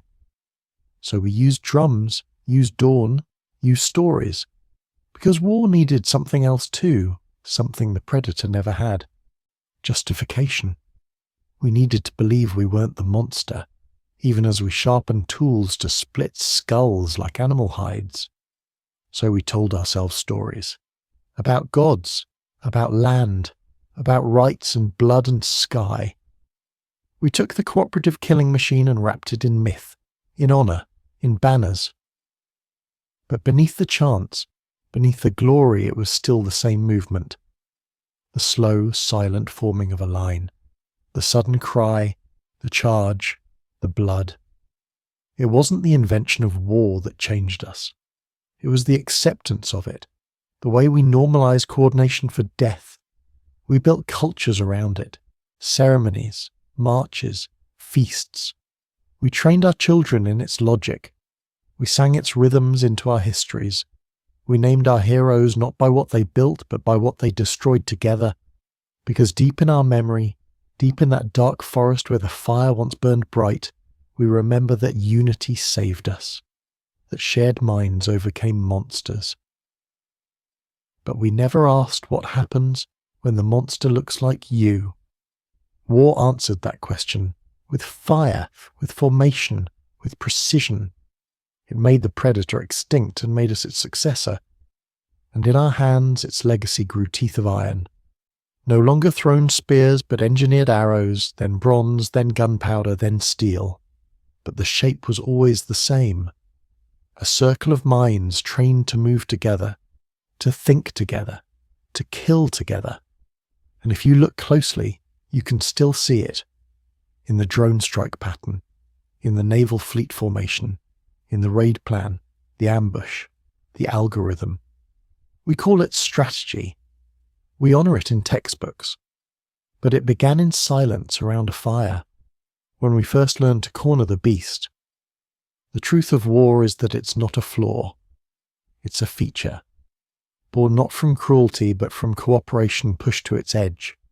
This is the paradox we inherited, that the very thing which made us the most successful species in history, our ability to think and move as one, also made us the only species to turn that power against itself. We didn't just invent war, we remembered it. And we taught it new names, honour, glory, defence, progress. But the bones tell a simpler story. The predator playbook became the human playbook. And somewhere, deep inside us, the fire still flickers. The patterns still form. The ancient instincts now wear uniforms. And the old choreography, the one that ended, saber-toothed marches forward, under banners, into cities, into trenches, into code. Because once we learned to kill together, we never stopped. Look in the mirror. Stand still. Silence everything around you, the flicker of screens, the hum of machines, the distant pulse of artificial stars. Now imagine a forest where nothing man-made has ever stepped. No fence, no flame, no footprint. Let the air thicken with the scent of sap and shadow. Let the cold settle into your bones as it once did ours. And now, look inward. Not at the world we built, but at the thing that built it, us. We came from fragility, skin that tears, limbs that break, no claws, no fangs, just breath and thought. We were never meant to survive. Not against Smilodon, not against cave bears, not against frost, famine, flood or fire. But we did. Because we found something older than the tooth, something more precise than muscle. Mind. That was our only edge, a fragment of brain tissue that refused to bow. We learned to plan, to pattern, to predict. And that was the beginning of the end for everything that once hunted us. It began with watching, then remembering, then rehearsing. Until the hunt was no longer the predator's domain, it became ours. But with every leap forward, something shifted. What began as survival became strategy. What began as fire for warmth became fire for fear. What began as circles of protection became formations of power. And somewhere in that long arc from prey to predator, we changed. The mirror no longer showed the hunted. It showed the storm. We became what we once feared, not in instinct but in design. We made spears sing through the air. We turned stone into blade, blade into bullet, bullet into silence. We learned how to split the sky with sound, to crush cities without setting foot inside them. We replaced the saber-toothed with drones, codes, chemicals, and doctrines. And yet we are still the same creature. Flesh, memory, fear, curiosity. We still gather around light. We still tell stories in the dark. We still reach backward to understand forward. But now we hold the power once feared in the beasts we destroyed. We hold extinction in our hands. And so the mirror becomes a question. What are we now? We are no longer the weakest. We are the orchestrators, the designers of death and the dreamers of futures. We can destroy entire species without lifting a hand. We can shape the planet not in generations, but in decades. And we can do it all while calling ourselves peaceful, civilized, advanced. But none of it erases the truth. That our intelligence, the very thing that saved us, has made us dangerous. Not because we hate, but because we calculate. Because we can build a world where predators are gone and still feel threatened. Because we can look into the eyes of another creature and see not life, but opportunity, resource, obstacle. We didn't just become apex predators. We became the first species to decide what survives. And that power comes with a cost. We carry ghosts, saber-tooths, mammoths, forests, rivers, and know our own reflection. Because to stand at the top is to stand alone, and to look down is to look into the ruins of everything that came before. But there is something else too. Hope. Not in the tooth, not in the spear, but in the pause, in the question, in the mirror. Because we can choose. We can shape extinction, but we can also shape empathy. We can coordinate death, but we can also choreograph peace. The same brain that mapped the perfect ambush can build the perfect shelter. The same eyes that watched for weakness can watch for wonder. The same unity that once cornered predators can encircle the wounded and protect. Because in every firelight flicker, in every shared glance, in every circle we draw around each other, there is still the seed of what saved us. Not violence, but thought. We never needed to be the strongest. We only needed to be the most aware. And now we must ask, what will we become next? Because evolution doesn't end with apex. It ends with intention. We hunted the hunter. We mastered the elements. We turned survival into science. But can we turn dominance into grace? Can we look in the mirror and see not power, but responsibility? Can we be more than what made us? The answer has always been ours to write. Just like the first spear, just like the first fire, just like the first circle drawn in sand around a sleeping child. We were never meant to survive, but we learned to think, and in doing so, we became the apex. We became the storm. But can we turn dominance into grace? Can we look in the mirror and see not power, but responsibility? Can we be more than what made us? The answer has always been ours to write. Just like the first spear, just like the first fire, just like the first circle drawn in sand around a sleeping child. We were never meant to survive, but we learned to think, and in doing so, we became the apex. We became the storm.